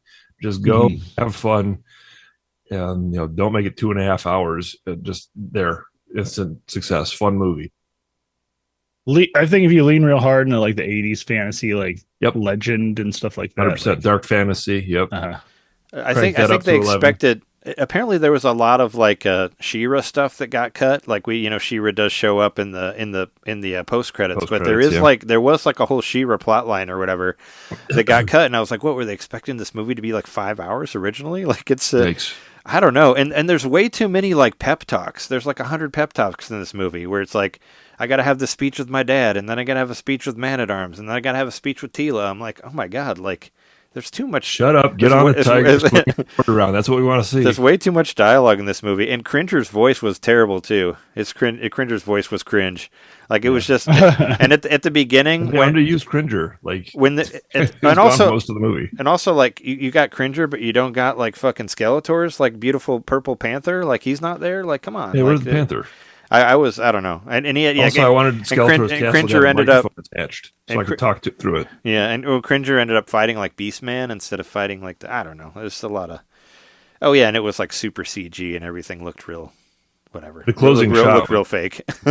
Very CG, very fake. Where He-Man's on the tiger. And, that looked awful. Yeah, when he's like riding towards the camera, it all looks real bad. It's like way to leave the lasting impression there. Yeah, it was. It was. Like I said, it took a lot out of us to watch that movie. It was like, after that, it was. I mean, I don't know. It was. What do you think, Jeremy? Can you hate watch it or curiosity watch it? Maybe. So I think like, and I've probably said it on the show before, but I feel like the current format of TV, what's been the format for like over a decade now, is like we've gotten accustomed to episodes that are as long as movies for some of these like HBO shows and stuff. So it's like you're never, unless it's towards the end of the season, you're never really kind of like, all right, we need we need less exposition because, whatever. So like with a movie, when you watch a movie, you're like, all right, well, you're putting too much time into this. There's only this much time left of the movie, and this is a complete story. And I just find when I watch movies, I find whether or not I'm trying to think that way, I'm like, everything just seems so rushed, no matter what, because the movie is truncated compared to what the media that I've sort of been consuming the past decade or so. So Sure. It's an interesting take. Yeah. and so the thought of watching this He-Man movie, it's more like if this were like a limited series of 4 episodes, I'd watch it. But if it's a 2.5 hour movie, I don't think so. Well, if you Watch want to, that I was going Kevin to say, Smith if you one want to watch instead. a limited series one, watch the Kevin Smith one. It was really good. Okay. Better. I really liked the He-Man, and also I don't know. they kind of. I would have a hard time paying attention to something about I've already heard is bad. What you think? Somebody said the Kevin Smith one was bad. No, the 2.5 hour one. Oh, y'all were just okay. talking about. Because a lot of people were like mad about it because he like killed He-Man in the first season, but I thought that made it interesting. Like you took out the least interesting person in the whole series, and they did kind of, you could say they kind of ripped him off a little bit. Where like, oh yeah, let's knock out He-Man for 10 years, and then we can go back to Eternia being ruled by Skeletor, which we already had. And also, yeah, you mentioned before, like Skeletor has no why, like he has no like reason for doing anything other than I'm a bad guy, And he literally says that at the end. Yeah, It's and like, we found out that he is really a bad guy because Jared Leto's been accused by multiple women for sexual shit. So Yeah, he's got some stuff in the UK brewing. well, like just today. So maybe when they make He-Man 2, they'll recast him and put Christopher Plummer in there. Actually, he's dead, so they can't do that. But like they did with Kevin Spacey, where they cut him out of that Oscar-winning. I think Plummer ended up getting an Oscar for it too. I think I've already seen someone comment on the Jared Leto stuff being like, oh, he's just going to become a Christian and start a podcast like Russell Brand did. Yep, remember that. Probably. Well, I mean, he doesn't need to. I mean, he has his own cult. He could just go hang out with them. That's true. There's like a cult for his band and all that. So he's already got it. He's already got his own like religious cult thing going on. But yeah, I don't know. Yeah, I just wanted to let you know that we watched He-Man and didn't enjoy it. So there you go. I didn't come into it. I didn't come into it expecting to hate it. I came into it with an open mind. Because I had heard other opinions about it. But yeah, just. I mean, I don't even think I ever liked. Yeah. I had He-Man action figures, but I don't think I ever really liked the show, even as a kid. Like, I don't think the show's very good. Watching it It now, was one of but those I've said things that. I've as said a that child before. Like a that lot of I those would 80s watch- shows yeah. aren't good. I'd be watching like a block of cartoons, and it would be in there, and it would be the one where I like played with my toys or whatever. Kind of like what you're talking about, where you were like doing something else or whatever. Like even as a child, He-Man I had a hard time holding my focus because it was, I don't know, not that good, I guess. Also, like when like Beast Man shows up like in town, like I was thinking. So I think the '80s He-Man movie is fantastic. I think it's incredible. Like it's one of those things, I don't like it. you watch a movie when you're a kid and then you watch it later and you don't like it, like the Mario movie or whatever. But I think that movie's I still like the good. Mario movie. The live action one. I know I like it better than any other Mario movie there's been. Well, I didn't watch it until I was like 20 something, so I think it's Gotcha. bad. But if I watched it when I was 12, then maybe I'd like it, but I didn't, and I think it's boring. Fair enough, but it did, no, I hated it when I was 12. But you don't like the He-Man movie, the Dolph Lundgren one? I didn't care for it. Oh, I I think it's awesome. Well, I mean, number one, it's got one of the greatest actors of all time in there, Billy Barty, Right. who's incredible, who's also in UHF. He's also in Bride of Frankenstein. He's in 3 of my favorite movies. But I just kept thinking of that movie. Like they made the villains scary in that movie. There's the part where the dude's like hiding under the table, and the sword guy is like stabbing him like through the table and almost killing it. Like they're fucking terrifying in that movie. And nothing was like. I never felt Skeletor and his losers or whatever were ever like threatening or anything. They're just showing up to get punched or whatever. I don't know. Like I didn't feel like they had, they didn't have like the gravitas of like of the bad guys in the original movie. Like I was kind of terrified of Evil Lynn in the '80s one, especially because her eyes look crazy. But she like practically kills that one kid over the cosmic key, and I was like, dude, she's fierce. Whereas in like, she doesn't do anything in this one except for like take her hat off and show her dumb white wig that she's wearing with her white hair. Sounds like just a Skeletor sycophant from what you've described. Yeah, I mean, she was just she was just as right, just like sucking his dick through the whole movie, and not really. Or his dick bone, whatever he's called. At At least she got to do things in the original movie, in the 80s one. She got to go out and lead people on missions to go find, she went and killed people or whatever. Like, I don't know. I just thought like, and all that was all practical too. That's probably why the Beast Man on that looked much scarier than this CGI one or whatever. But I was actually scared of those guys, and I thought the Frank Langella Skeletor was awesome, and I think. Well, it's worth saying something that I didn't watch the He-Man movie until recently, like the last few years. So. Oh sure. Had I watched it as a child, maybe I'd feel different. But like I said, I didn't really care for He-Man. I think there was this whole like my dad's best friend had a younger brother who was, probably like 7 or 8 years older than me. But there was this point where I got a bunch of his hand-me-down toys, and he gave me a bunch of Star Wars and He-Man toys. And of course, I love the Star Wars stuff, and I had the He-Man toys. But I just remember even as a kid, like I didn't get why it was a cool show. Like I hated G.I. Joe. I hated that show. Well, I hated G.I. Joe too because it was all army shit. Like I had no interest in army shit. So G.I. Joe and He-Man were probably two of my least favorite shows that I remember watching as a kid. See, I liked He-Man. I was a big He-Man fan from the jump. I had the figures and had both of the castles and all that stuff. So I had hopes for this movie, and I liked the first trailer. I thought was a great trailer. And then the second trailer was worse, and the third trailer was even worse than that. And I was like, "Oh boy!" It probably showed you more of Jared Leto in there. Yep. and he even like the animation of Skeletor's face was really weird too. Like the way his mouth. Some moved, of it was like kind of all stop of it motion, was like. right? No, I just thought it looked strange. Like it didn't look right. I don't know. He should have just painted his face did he even like he's just the voice, right? And they got somebody else be the abs, or was all that CGI too? I think he motion captured it. Yeah. I think it was on Axe of the Blood God. I heard someone saying something, but like it kind of stuck with me, and I hadn't really considered it. But like, if you remember back in the '90s, there was all the like Brady Bunch movie and all these like what like they did like TV movies, all these the Odd Couple and all these like they brought back all these shows and made movies out of them. That's what they're doing to us right now. Well, they're just trying to. Well, yeah, they're trying to. I mean, they're just trying to find money out there. That's what we're all doing. It's real hard right now. Who are having our childhoods reprocessed and fed back to us in 30 years on. You're right. That whole spate of movies like Dennis the Menace, whatever, that was 30 years prior from that point. Little Rascals. Here we are. Yeah. Yep. Yeah, it's the same thing. Even though I think they should have maybe tried to do He-Man earlier. It would have worked better 10 or 15 years ago. Because I think the He-Man fans don't care anymore.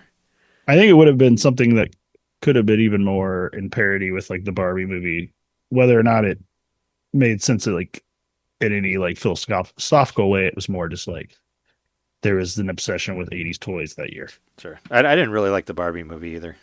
I wasn't I liked I liked it. It was fine. It felt like feminism, like 101, like very, very like. It felt like it felt like a lecture. It felt like a beginner's guide to feminism or something like that. I don't know. Rhea Perlman at the end basically just gave a lecture. It was like, here's my TED talk on feminism. Or maybe it was overhyped, but I thought it was kind of meh. But what was it? Poor Things? I thought it was a much better movie on feminism, which came out the same year. So watch that instead.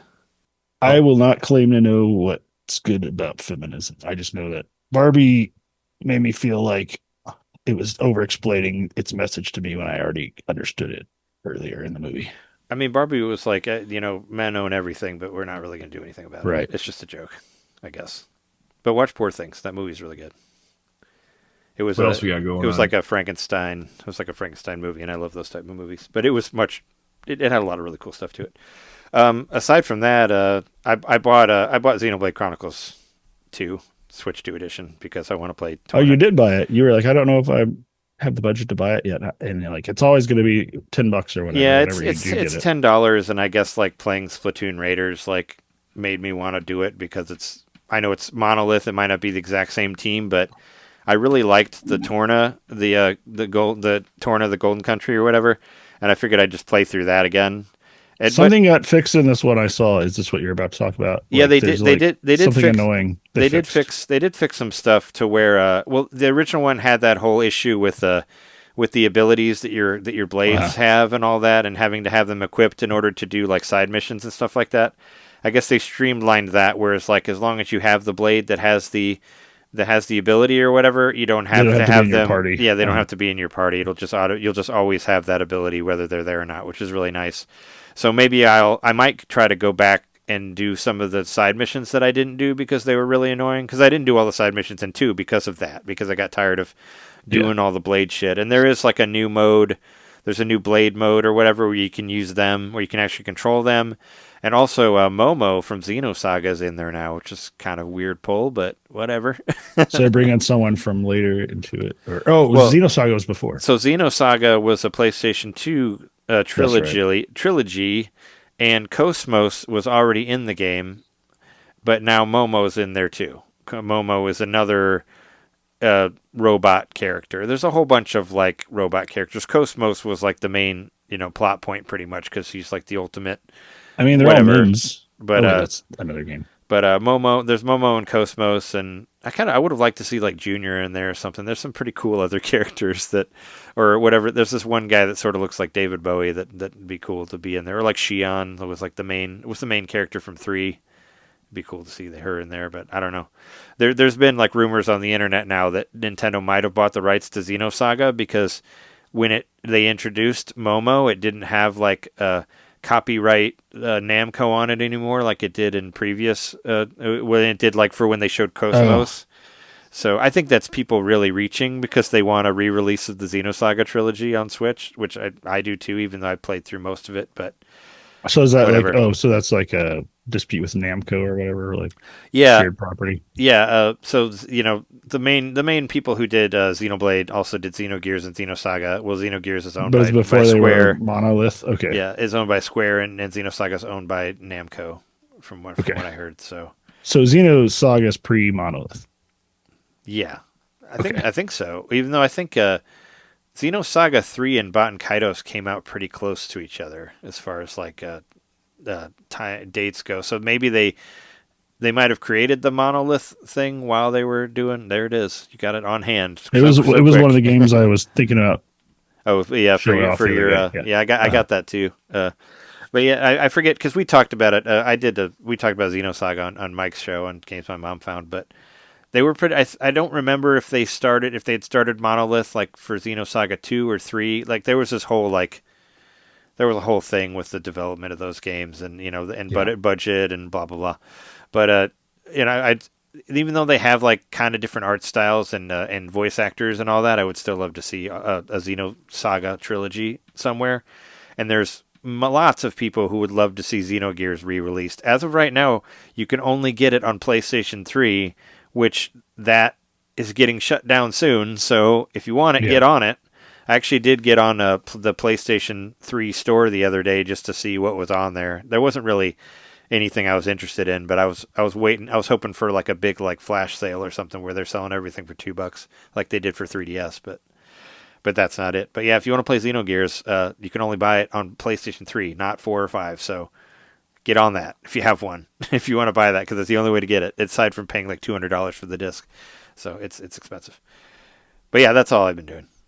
And also, I worked at the WNBA All-Star game. I just wanted to say that because it was cool. That's cool. At the United Center. We did. I worked for ESPN. We did like the pre-show and the post-show, so that was pretty rad. You're allowed to disclose it because the game already happened. It already happened. Yeah, it's working on live stuff is fun because I don't need to record anything really.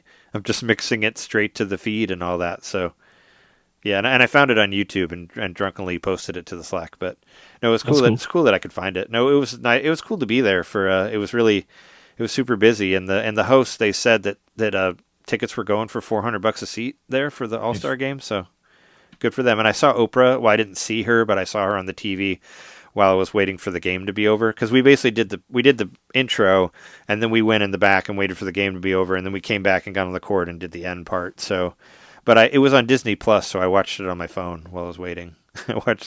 Also they had TVs around where you could see it, but But I saw a cutaway to Oprah. She was there. I guess there was a bunch of other people too that I didn't recognize, but it was pretty fucking crowded at the United Center, so that was cool to be. I mean, I had worked there before for some Harlem Globetrotters thing, but that was like years ago, so it was nice to work there again, And I was like, last time that's where we saw AEW, right? At the United Center. No, I were saw we something. there? No, that's where I seen Stevie Wonder. That's right. Yeah, I was gonna say. I think we were at the now. We were probably at the now. No, we were at the Wintrust. We were at the Wintrust Arena. So much like you can say, like much like I like to tell people, I saw Stevie Wonder with Reverend Jesse Jackson because he was just in the building with me at the same time. You can say that you watched that game with Oprah. Oh, sure, yeah. I wanted to tell the crew that last time I was there was when CM Punk got fired from AEW, but I didn't say that because I don't think anybody would know what I was talking about. But because I was there, they used to do pay-per-views there when. I think because I think the last all out I was in was right after he got fired. So, it's like I sat over there. But anyway, yeah. And they played Mario. They played the Mario sound effect when people got baskets. So that was cool. And somebody dunked too. They don't, the WNBA they don't dunk that often, but somebody dunked. But as they said in Futurama, it's all about the fundamentals. And they're very good at the fundamentals because they were nailing those three-pointers like crazy. I was impressed. It was a high-scoring game. It was 130 to 120 something like that. Well, I didn't have a whole lot this week other than Splatoon. This past weekend, I went to a theme park that's in Indiana that I've been going to since I can remember. And it's kind of been one of the bonding moments early on in mine and Shauna's getting to know each other. She had also gone to this theme park a lot growing up. In fact, so it's the theme park's called Indiana Beach, and it is actually shouted out in Stranger Things, the final season of Stranger Things. They shouted out at one point, but somebody just yells it at the camera like, "Hey, Indiana Beach!" I think it's one of the characters is talking about when they were kids that they would go to Indiana Beach or something. I mean, it's just kind of a throwaway thing, but I've seen signs for it. I think is that the one with the bird? It's in Monticello. On the billboards. Yeah. Yep. I think there's more than corn in Indiana, but so we went there, and this is the 100th anniversary of when it was originally founded. So this is one of the old world theme parks that have stuck around, and it's really cool to see how cobbled together sort of it looks. And there's been so many times through its history where it's passed hands with different owners, and it almost completely died multiple times, especially most recently during the pandemic, that essentially killed the theme park. I think it's probably why they had to sell it off, but some rich dude who collected theme parks came and bought it. But it was really cool. So the 100th anniversary of it being founded, and while we were there, we went to there's this little history museum area to kind of coincide with the 100th anniversary. So you can go in this little area, and inside of there, Shauna showed me this brochure from 2006 that her family had been paid to be in because they were such Indiana Beach regulars that her dad found out through a newspaper article or something that they were going to be filming this video there in 2006, and they were looking for families to volunteer to be in there, and they literally got paid to ride the rides and stuff and get photos taken of them to put into this brochure pamphlet thing. And it was kind of cool to see in the museum Shauna is holding a little stuffed bunny and she's in the pamphlet. But that was fun. It's just the way we would describe it is it's if you took a fair, a state fair, or more like a county fair, and combined it with a more a smaller theme park. Because a lot of the rides are tilt-a-whirl type rides and stuff, and they kind of move them around every year. They're not always in the same place, and they've got roller coasters and stuff. In fact, I rode a roller coaster that they bought from some theme park that had closed down in Mexico City, and at least two people died on this particular roller coaster when it was at this theme park in Mexico City. But I rode it; it was fun. But yeah, this roller coaster had history to it, you could look up the history of a roller coaster, you could the history of a car. You can find out specifically if people have passed away on it and stuff. And but anyway, I had a good time. But while I was there, I was man, they really kind of gave a facelift to this place. I haven't been there for a couple of years, and they've really kind of the new ownership has put some money into it. As a result, everything's a lot more expensive than it used to be. But a lot of the old stuff's there, and all the older attractions, and there's this arcade, and usually it had a couple of pinball machines, but I look in there and it's just this whole room full of pinball machines that they have, and I go in there and they have the new Pokemon pinball machine. Oh, dang. I was like, I did not expect to see it at this fucking janky ass theme park, but I went in there and I played it, and I had like the best game I've had yet, Was and it I was able better? to link it to my account and save it in my Stern high scores. I still didn't Nice. collect a Pokemon. I almost caught a Pokemon, but I missed the ramp before the time ran out to like actually capture it. But I was at the very end of the process, and I was starting to understand it. But I don't know. I've played 2 copies of this. Or, Where did you play it again two of last these time? machines I forget. in Vancouver, Washington, It was Oh, at yeah. the A little while ago. on the at the Thirsty Yeti like 2 weeks ago. in Vancouver, Washington. Yes. So I've played it again in Indiana. So that machine's out there. It's getting around. It's probably hanging out in Chicago. It's probably hanging out in Detroit. I bet y'all can find it if you want to try it out. But I just like this. Like, I'm intrigued by this new era of modern pinball machines where you can like sort of save your score like on your own device and I'll tell you an you aside can see where real you quick played things. about a cool app that I found. Maybe I talked about this on the show before, but there's a pinball locator app, so you can figure out Okay. like if you want to play the Pokemon machine, you can figure out where it's at closest to you. That's cool.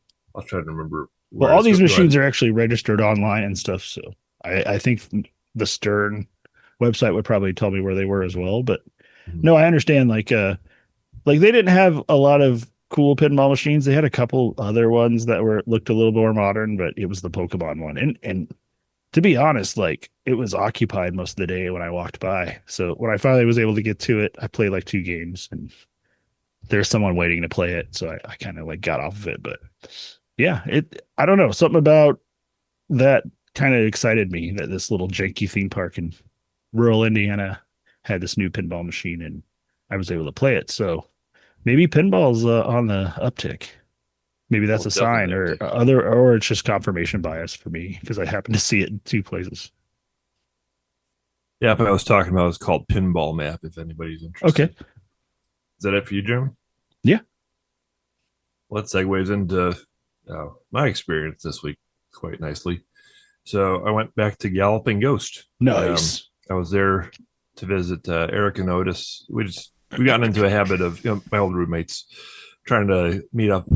Yeah, Yeah, you once guys a year. meet. You guys Do meet they at both live in Chicago or the Chicago area? In the area. ish, right?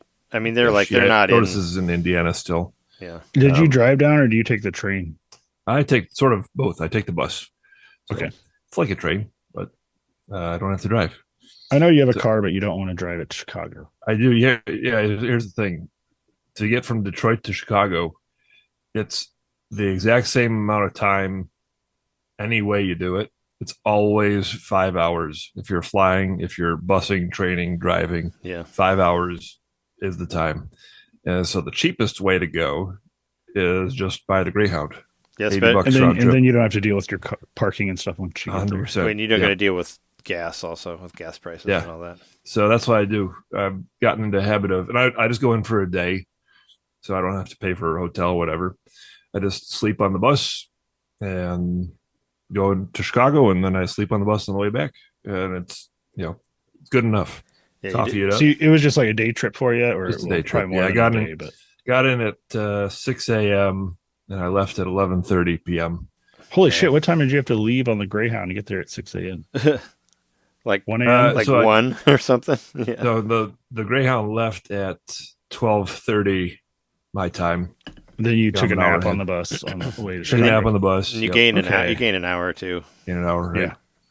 Right, and it's pretty comfortable. It's not as comfortable as the train. You're a little bit. I hate If Greyhounds. it's sold out, you're shoulder to shoulder, which I hate whatever. Greyhounds. I So know. much. I know. Jeremy has had some. Megabus is even worse, but Greyhound is bad. I know you've had some not great experiences on buses, or Never you had a told good me you experience. sat by some interesting people. In Every the time past. they find me somehow.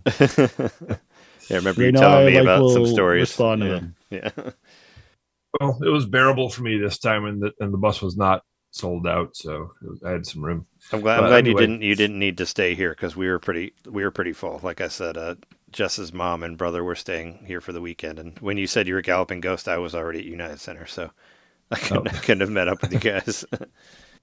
Yeah, I used to try and do it where when I go to Chicago, I meet up with everybody, and I just feel like that never really worked out too well. Like it was never the right time for one or two people, and it's like, all right. So when I come now, I'm more like, let me just come just to visit this person. Next time I'll come to visit you guys. Next time I'll come to visit my friend Chris. It works out a little bit better that way. And that way I get focused time with everybody, right? But this time you know, we just decided to just meet up. We didn't really have a plan, and we ended up going south because there was a big bar crawl going on the north side. So we said, let's just go south and see what's over there. First, we went over to Chinatown. That was Eric's idea because he hadn't been there in a while. Cermak. So, yeah, down by that neighborhood. And actually, there was a big festival going on. It was like the big Chinatown festival for the year. So it's actually kind of fun. It was busy. It was not too crowded, but a lot of stuff going on. I'll say you guys didn't try to park there, did you? Because parking there is insane. Like even without. We did actually. Fest. I always had the hardest time getting parking in Chinatown. It's always a nightmare. Well, yeah, Otis drove and was able to find parking. So did he put any dents in anything on the way there? No. Trey is referring to that's only when he's driving box trucks. When he's driving 24-foot box trucks, yeah. That's when he puts dents in things. Last year we determined that. Yeah, you went to visit that 20 years ago time, during a move. Yeah. We ran over a little wrought iron fence, and last time we went back to check on it, and it was still there, still all mangled up. Yep. So that was pretty funny. That's history. Where did you guys go? Did you go eat there? I'm sure you did. Where'd you go? Yeah, we went to environment. So we were in Chinatown, and we went and we just got some stuff at a boba shop. Just got boba tea. Oh, okay. I was gonna say, well, I got our favorite place was always Ming Hin. I think that's probably that was the one that Jess and I liked the best, and they're open late too. But you can get a lot of really cool shit there. That you can get. They got a really good eel fried rice there. Okay. And we would get like we'd get like the beef intestines and other fun stuff there. But yeah, that place sounds delicious. Place is excellent. Yeah, no, it's really good. We didn't spend a whole lot of time down. We were there for maybe an hour or so, and the coolest thing we found was a sword shop, and it had a lot of like interesting, actual swords, and then there was also like replica swords from TV shows and stuff. And we found one with one was a Thundercat sword that was probably the coolest one. We did find a real master sword too. I'll say, did you buy the He-Man sword? Was it there? The He-Man sword was not there. I looked for it. No, that's at the comic store down the street. It's at that's some random statues holding it. So go get it there. Oh, right. I could send it to him. Hey, I got your sword. Yeah. I saw some themed switchblades, which I thought were pretty funny. There was like a Yoshi switchblade. What else I got here? A couple other Nintendo ones. Oh, there was a Sonic switchblade. So that's Chinatown. But we went to Galloping Ghost. Sonic switchblade. Is it like really fast? Yep. The Sonic one before you even know I took it out. Yep. Yeah, you get killed before you even know it. And so you can stab people, and it's like you're too slow. I like a switchblade. I wish they were illegal because they're pretty cool. It does the same. Apparently, they're illegal here because you could buy them in Chinatown. Yeah, not like an actual switchblade where it like comes out of the handle and sticks. Are you talking about the suicide one that comes like in and out? Yeah, I think that's what they call it. That's what I've heard it called. That. Yeah, those are so cool. I want one so bad, but they're illegal. In the neck with it. Oh yeah. Well, we went to Galloping Ghost. Spent a lot of time at the Pinball building this time around. So you did like the combined pass for the two? I did, yeah, for $30. Yeah, $5 more. That's the way. That's the way to do it. You want to do both of them.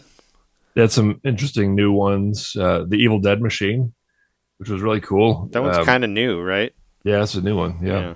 They had the volume cranked up on that. Boy, the bass on that thing was like really heavy, like that machine. Was it just a lot of like one-liners from Ash? Yeah, he was narrating the whole experience. Well, I would hope that it has. If you turn it on and it isn't like "We are the ones who were and shall be again," I'm like not playing it again. If it doesn't have that, that's like the line from Evil Dead 2. If it's back in the day when you used to be able to get like themes for your computer, that's what my computer would play whenever I turned it on. Was that line from Evil Dead where they all like float in the sky? Nice. I guess it didn't say that in the pinball machine. I'd be upset if it didn't. I'm sure it did. I didn't play any one machine for a very long time. I just kind of went around and sampled them all. but I did get Evil Dead vibes from that machine. Like it's got the spookiness and the humor and all that. It's very good a good representation of that franchise. Yeah, we never got to see the latest one. Justin and I didn't get to go see Evil Dead Burn. We were wanting to. Oh, but I'm sure it's still out. Yeah, well, you know, another week or so. I'll see it whenever it's on streaming. But we did watch Lee Cronin's Mummy, which is should be called Evil Dead Mummy, and that movie's awesome. It's on HBO Max. I know I've said it before, but watch it.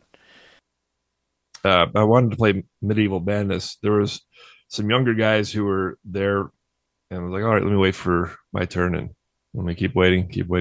They were just on this machine for over an hour, just like swapping between them. And finally, I had to walk up to them and said, hey, you guys mind if we play? They said, oh, yeah, it's cool. And then they proceeded to each play another game between the three of them. And like, come on, guys. Like, I don't get you're hyped about this. It was cool to see that they were like probably 19 or something like that. And they're all hyped about this pinball machine. And they're all like giving each other tips and everything. Machine. So I kind of didn't, that bombed some points with me. Like, all right. But eventually they did give it up and move on to another machine. And so we got to give that a shot. Yeah, that's one of our mutual favorites among all of us. And it was fun to play. But I want to talk about another one that I played for the first time. I think it's new there since I've been there last. It's kind of an oddball. It's called Granny and the Gators. It's an old machine, and it's a hybrid video game pinball machine. So like CRT video or like... Yeah, CRT video. Okay. I don't know what year it was from, but it looked old. So it's hard to explain, but there's the video screen up top, the pinball down below. And the video game part of it, you are in a canoe and you're rowing up and down a river. And you've got two large buttons, and each button is a paddle. So it's, like when you are in a canoe, you paddle on the left side to turn right, you paddle on the right side to turn left, right? So you have to kind of alternate slapping these buttons and avoid the crocodiles. And then there's certain channels you can go down, which will lead you down to the pinball game. So you're racking up points on the video game, and then that opens up a pathway and you can go down to play pinball.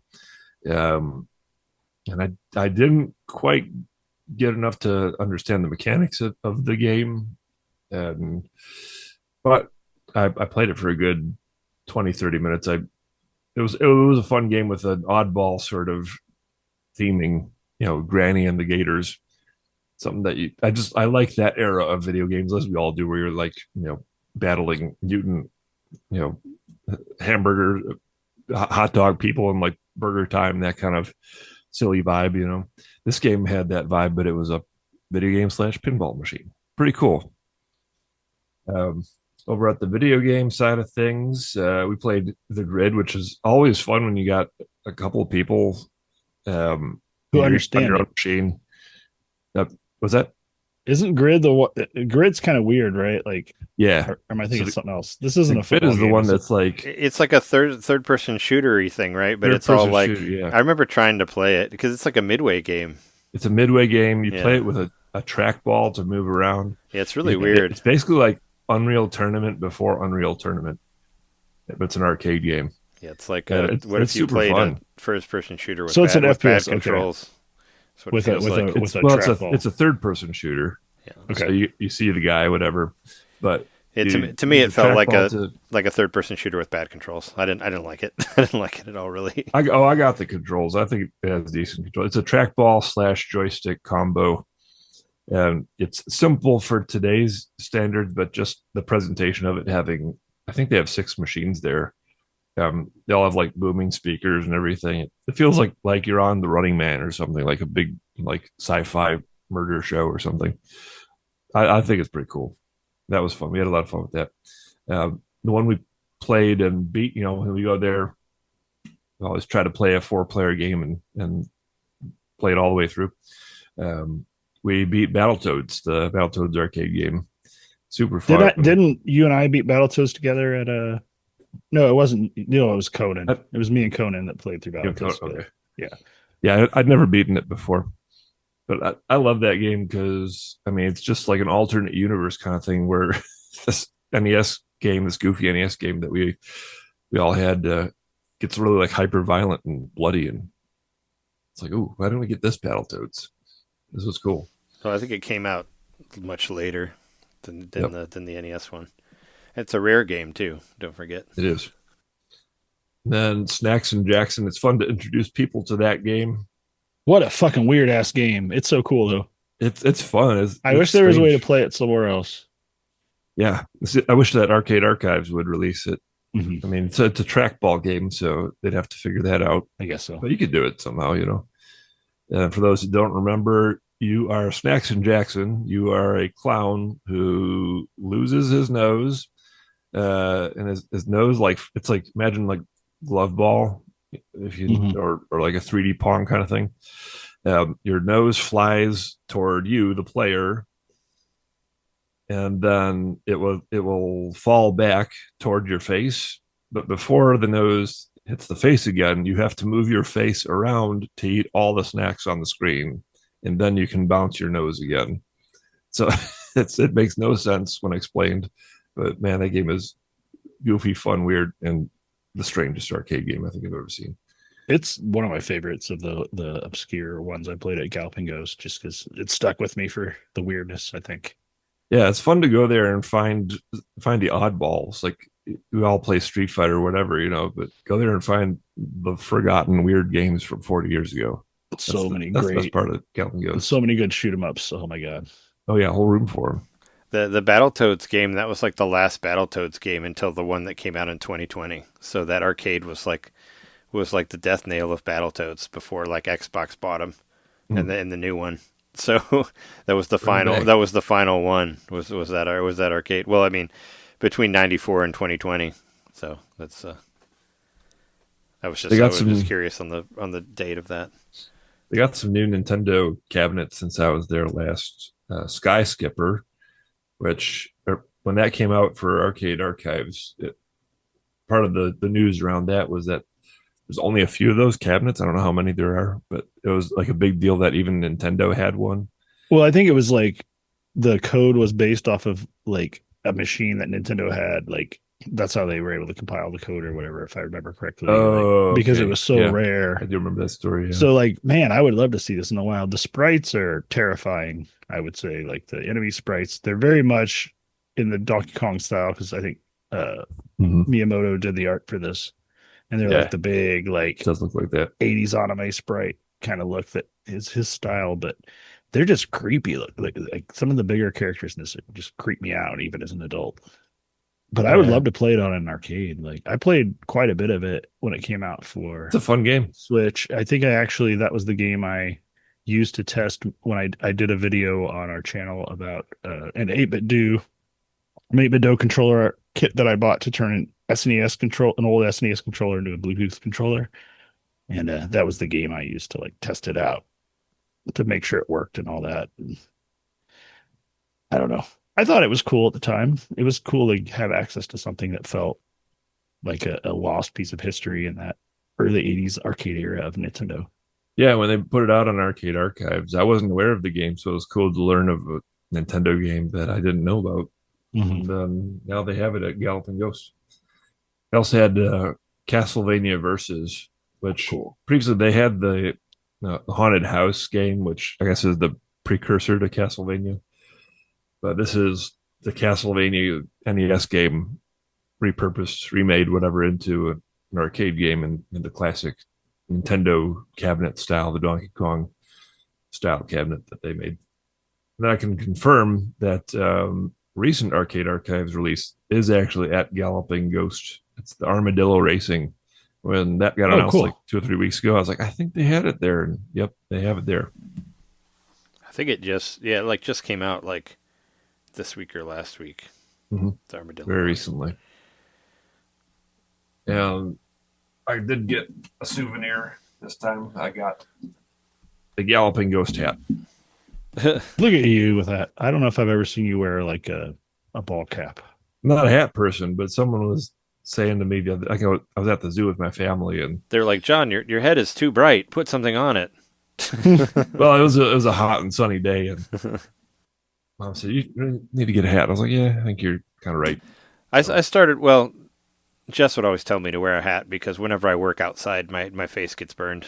Got to get sunburns from it helps. I'm just saying it helps you, especially whenever you work outside. So that's why I started wearing one all the time.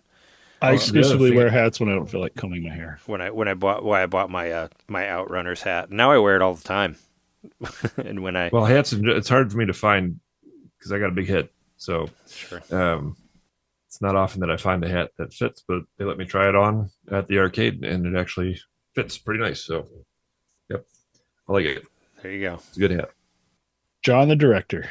That's right. You look like you're about to direct a movie right now. I would say if you want to Go play arcade games. Go play arcade games. put it- Galloping Ghost. That's what I'm I would say directing. put it on backwards so you can be like Opie. All of a sudden, you're one of the sound people. You could be like what's his face, Ron Howard. Boom operator. Ron Howard, go fix the Solo movie. That's what I did this week. Cool. Well, if there's any news to say, let's get through it quickly because we're already over Sure. 2 hours.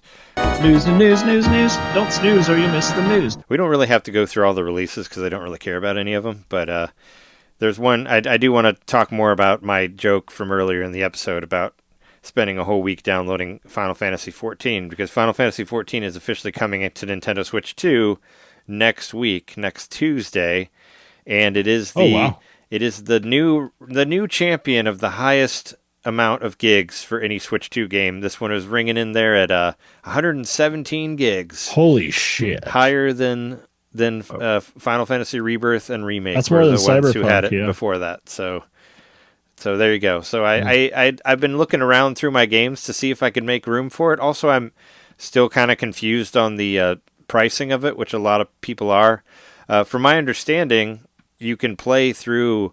Well, if you have the time to, you can play through like the first 4 of the DLC things for free, but you have to do it within 30 days, I guess. Oh, okay. But so I've seen there's like 5 or 6 different pricing on there, and most of them are for extra like shit you can get for your character, but there is one that's for the newest DLC.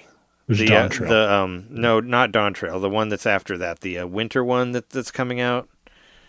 I forget what the fuck it's called. But anyway, I'd like to try out this game, but if it's going to charge me like $15 a month or whatever for it, I don't want to do that. I want to do the free month and just see how far I can play it for. As of right now, you can't do that, but you can preload like a basic $20 one, which I guess still gives you a free month, but you still have to pay $20 for it. So I don't know. But yeah, Final Fantasy XIV will be out next week on the 4th. So it does cost a monthly fee, or you don't know for sure? It does cost. We don't know yet. But we do know. Well, from what I could find online, just trying to research it, on other systems they charge you like $12 a month for it. Holy shit. Yeah, so I'm like, That's a lot. yeah, right, yeah. I thought the Fortnite model would taken over by now.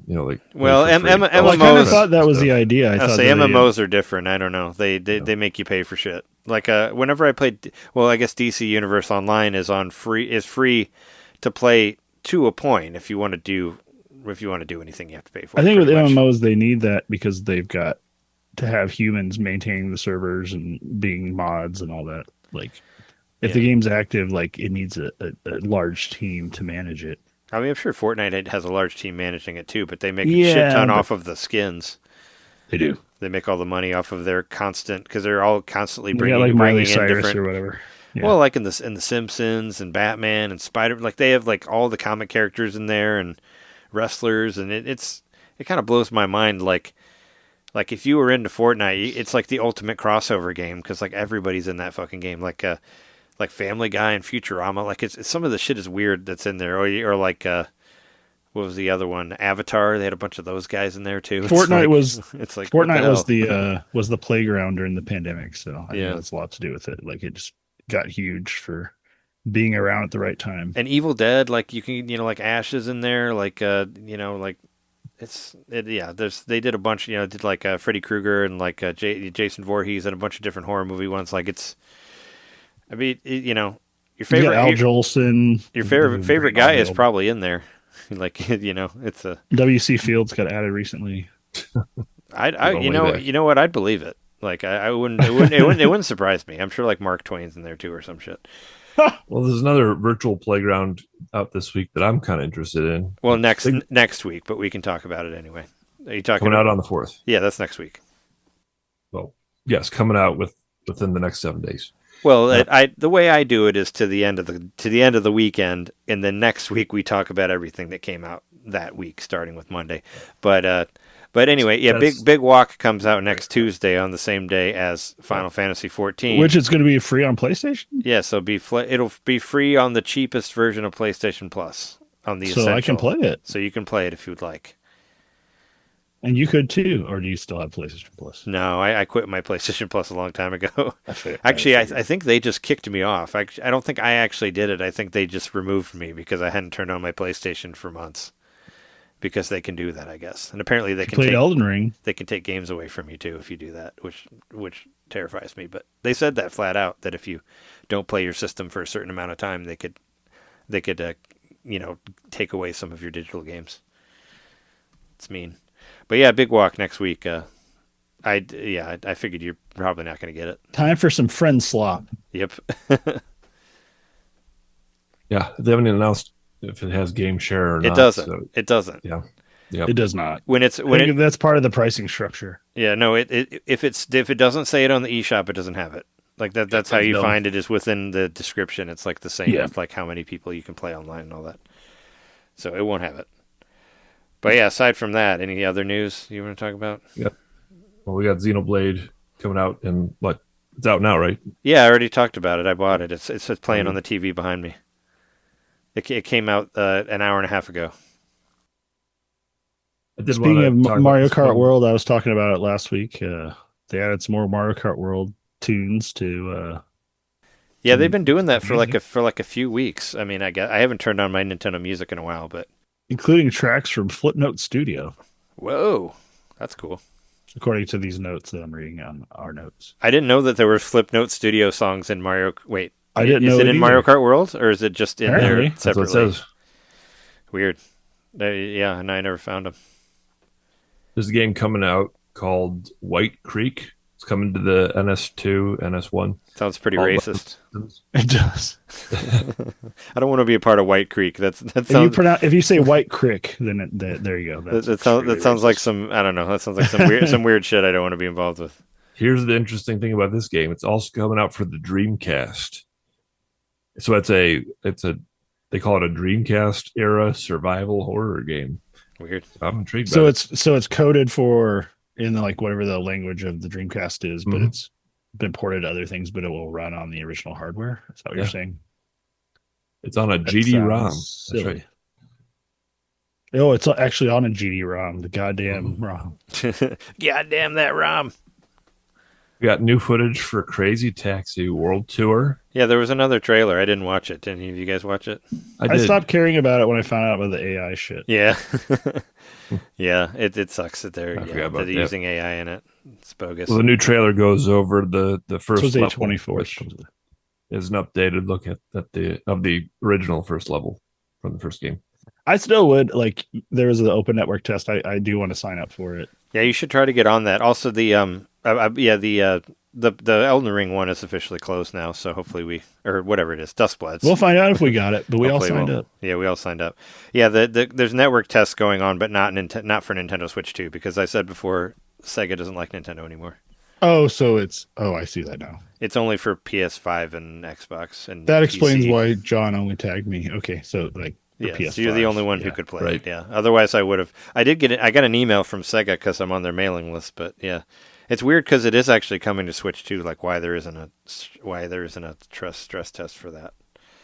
We got some more info on Star Racer, which is a game that was announced in November of 2023.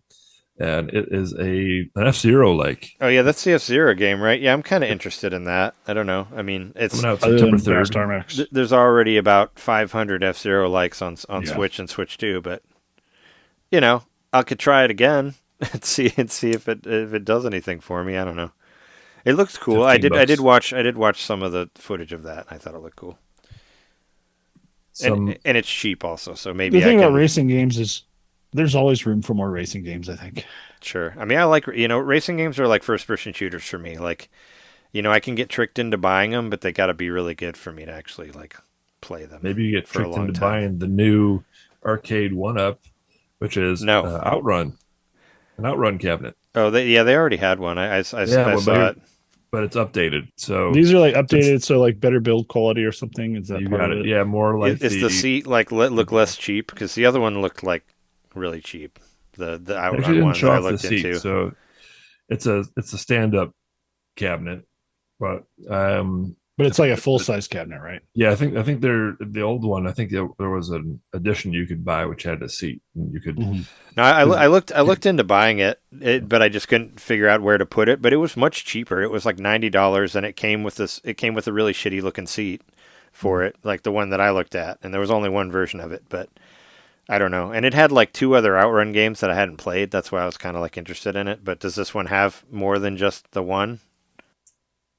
I don't know for sure. I would assume it would have at least as many as the other one would have. Yep. So they've advertised these as these are updates, and they're made to look more accurate to the real arcade machines. There was Outrun, there was Street Fighter 2, and then they actually oddly released a Pac-Man times Blink 182 cabinet. Oh God! Like who wants that? Maybe that's a limited thing. It's like all the ghosts. They're just all Blink 182 songs, and they'll play until you eat them in the game. Power pills. Some movie news. We got movie sign. Mystery Science Theater is coming to theaters with the original cast for a 2-night only Fathom event. Didn't they have Supposed to be like a touring thing. Didn't they have like a Kickstarter thing or something that you like? Yes. Didn't you give them money or something for something? I didn't give them money, but they have a Kickstarter thing. Oh, is that not for this, or is this a different thing? So this is a 2-night event in September 9th and September 13th, where Mike and the other guys who played Crow and Tom Servo and some of the other characters, they're all coming back. So basically, I would say it's the original cast, but it's not Joel. So it's the Mike era cast. They're coming back for the first time. They're calling it the Rift Tracks experiments. So it's all the guys who are now in Rift Tracks going back to MST3K.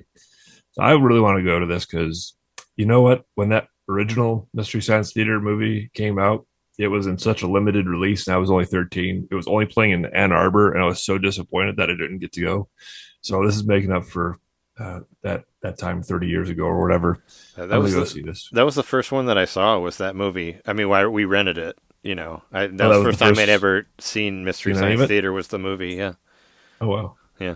I mean, it was just an episode of the show, essentially. Yeah, but I mean, but that's the one I've seen the most, and that's the one that I know is because I'd never watched it. This Islanders. Elsewhere. Yep. And we got a new trailer for the new Resident Evil movie, which continues to impress me. I still haven't seen. Well, I watched whatever trailer played before Backrooms when we went to see that. Okay. But I've not watched this trailer or any of the other ones. They had one detail which was a definite signal to the true believers out there. When he goes to get he's scrambling for some bullets, and the shotgun bullets that he picks up, the graphic is exactly from the game. Like that's the green box of shotgun bullets from the game, which I hear you loud and clear. You're telling us that you're going to be faithful. So good on you. I like it. I'm in. Comes out September 18th. They better be selling Jill sandwiches for you to eat while you watch it. Somebody get that. One of you theaters, come on, sell that. Sell the Jill sandwich. But you have I just want a Twinkie wiener. You have to be the master of unlocking. Yeah, you could make that into a drink or something. The master of, I don't know. What do you think about the Ghost Rider movie that got announced? We'll see. I mean, they've already fucked it up twice. We'll see if they can fuck it up a third time. So Ryan Gosling's going to be Ghost Rider? Yep. So, yeah. I mean, bring back Nick Cage. No. Nick Cage was the worst choice for Ghost Rider to begin with. But I wouldn't cast Ryan Gosling as Johnny Blaze, but he might not be Johnny Blaze. He could be Danny Ketch, and that might be interesting, but I don't know.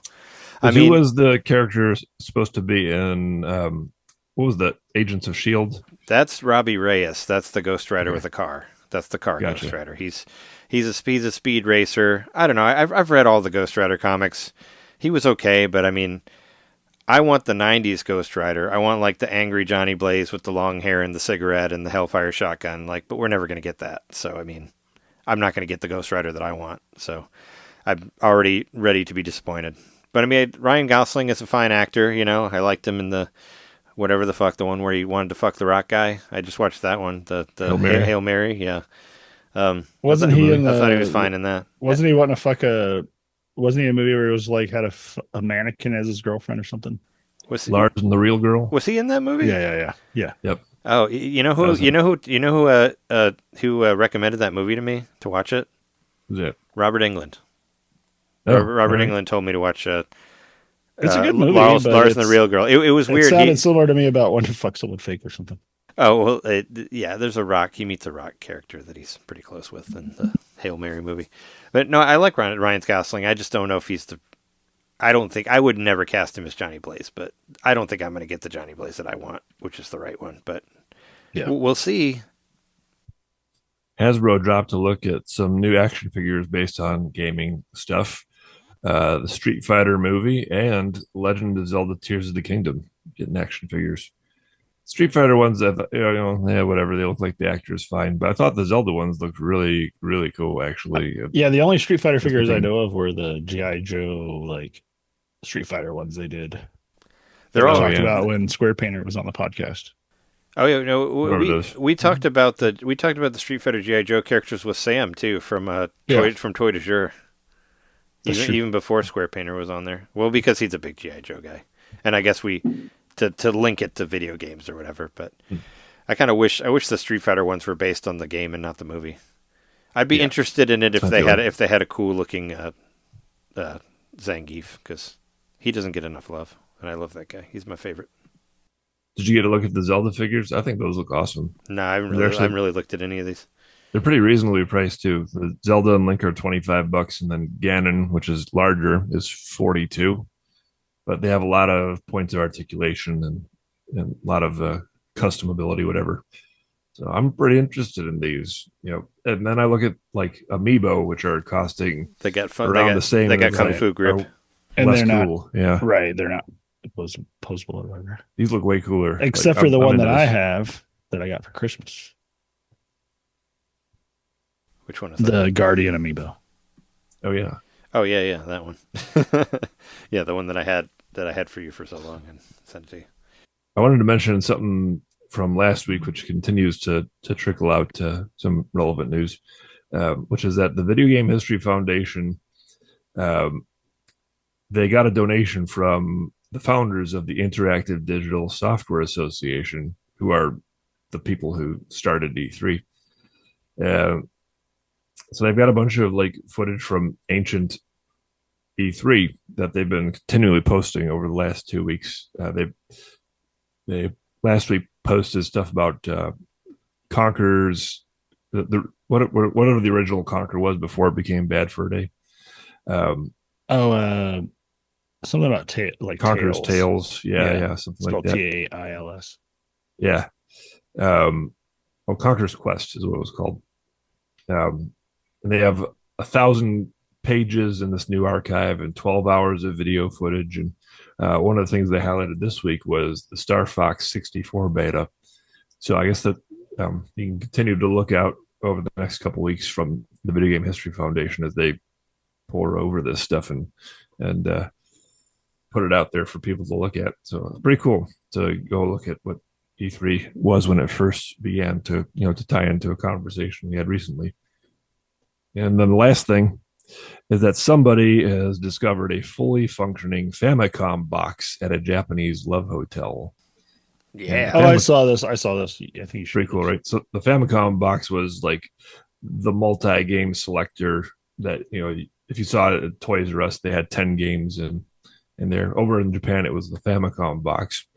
And I guess someone recently found one at a love hotel. So still there, still working. That's cool though. Nothing says love like Famicom boxes. It's been like properly sanitized. Like Yeah. I hope That it got works me better. thinking. I hope it works better than most of the. Did you guys ever play any of those No. Nintendo systems that they had at hotels? They were really bad because they were like streaming. Like I tried playing, like the ones where you like there's like the controller behind the TV, Yeah, and I you pay never like played those. $10 for an hour or something Spectravision, like that. yeah. It's I think really- that was before I was old enough to pay for my own travel. I mean, it wasn't. I would say you were.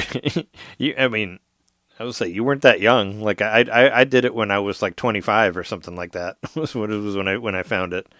I've never seen But it. it still had like Super Nintendo games on it. But it's like it was a streaming thing, so it was really bad. Like I remember I just tried it just to try it out, and I couldn't even play Super Mario World because it was running on the internet, and it was just god awful. So I never did it again. But They hadn't figured out cloud gaming yet. I guess not. I mean, this was like early 2000s, I think, when I found it. I was in my mid 20s, but anyway, they were really really bad, and hopefully this Famicom box works much better. I mean, I don't So think it one uses one the last internet, question so. for you, and then let's end it. What NES game is the best to make love to? Anticipation, Anticipation? yeah, because it's all about That's the pretty- that was a anticipation really good to answer. get into the Damn. love making. I see, yeah. That's such a good answer. I'm having a hard time thinking of something. Hold on, give me a second here. I'm going for world class track meet because you just got to roll around on the pad. There you go. There you go. I'm gonna say Dino Wars just because There's some sexy looking characters in that game. you get to you have a vehicle, you're cosplaying as a dinosaur, but you jump out and you're actually kind of small. But then you can just it's like Attack of the 50-Foot Woman all of a sudden. There you go. I dig it. Off we go to the Love Hotel. All right, we'll do it. So is that what we call sleeping now? Yes. I'm going to the world of Xenoblade Chronicles 2 Switch 2 edition. That's where I'm going. Hell yeah. I want to try that out. I'm gonna play some New Game Plus Torna. I'm gonna edition, play some more Torna Raiders. Golden Edition, whatever the fuck it's called. No, I want to fuck around with it and see what it looks like. But yeah, thanks everybody for listening all the way to the end of the episode of 531. If you want to support the show, go to patreon.com/NintenDomain podcast. For only $1, you can listen to 86 plus expansion packs on there. There's a lot of them. And I think you can get like a week for free, so just get on there and listen to shit. Like we got a lot of fun stuff on there, and it's a hard world out there right now. Send us some dough. It's hard to make $1 in this world. Really, it's shit's getting worse every day. Yeah, no one's saying I'll buy that for $1 anymore.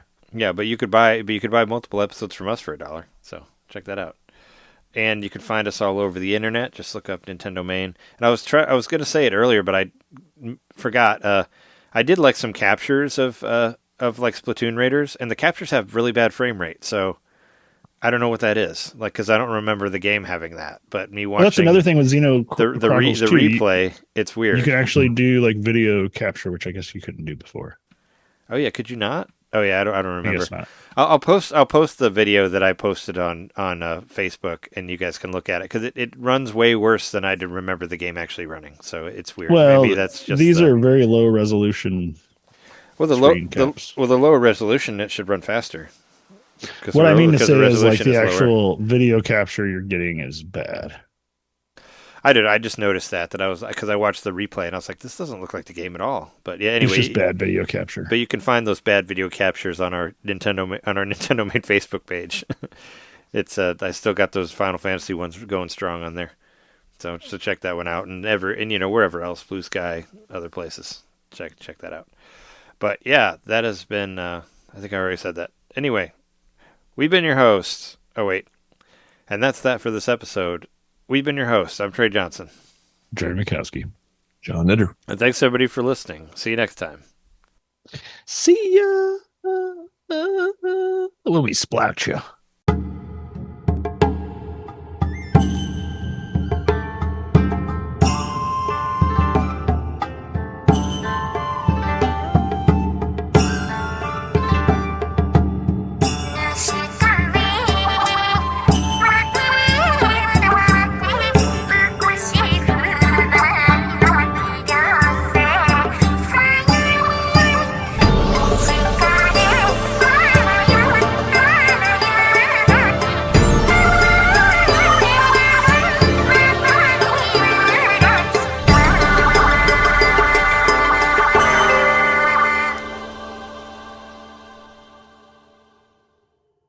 Splatoonia.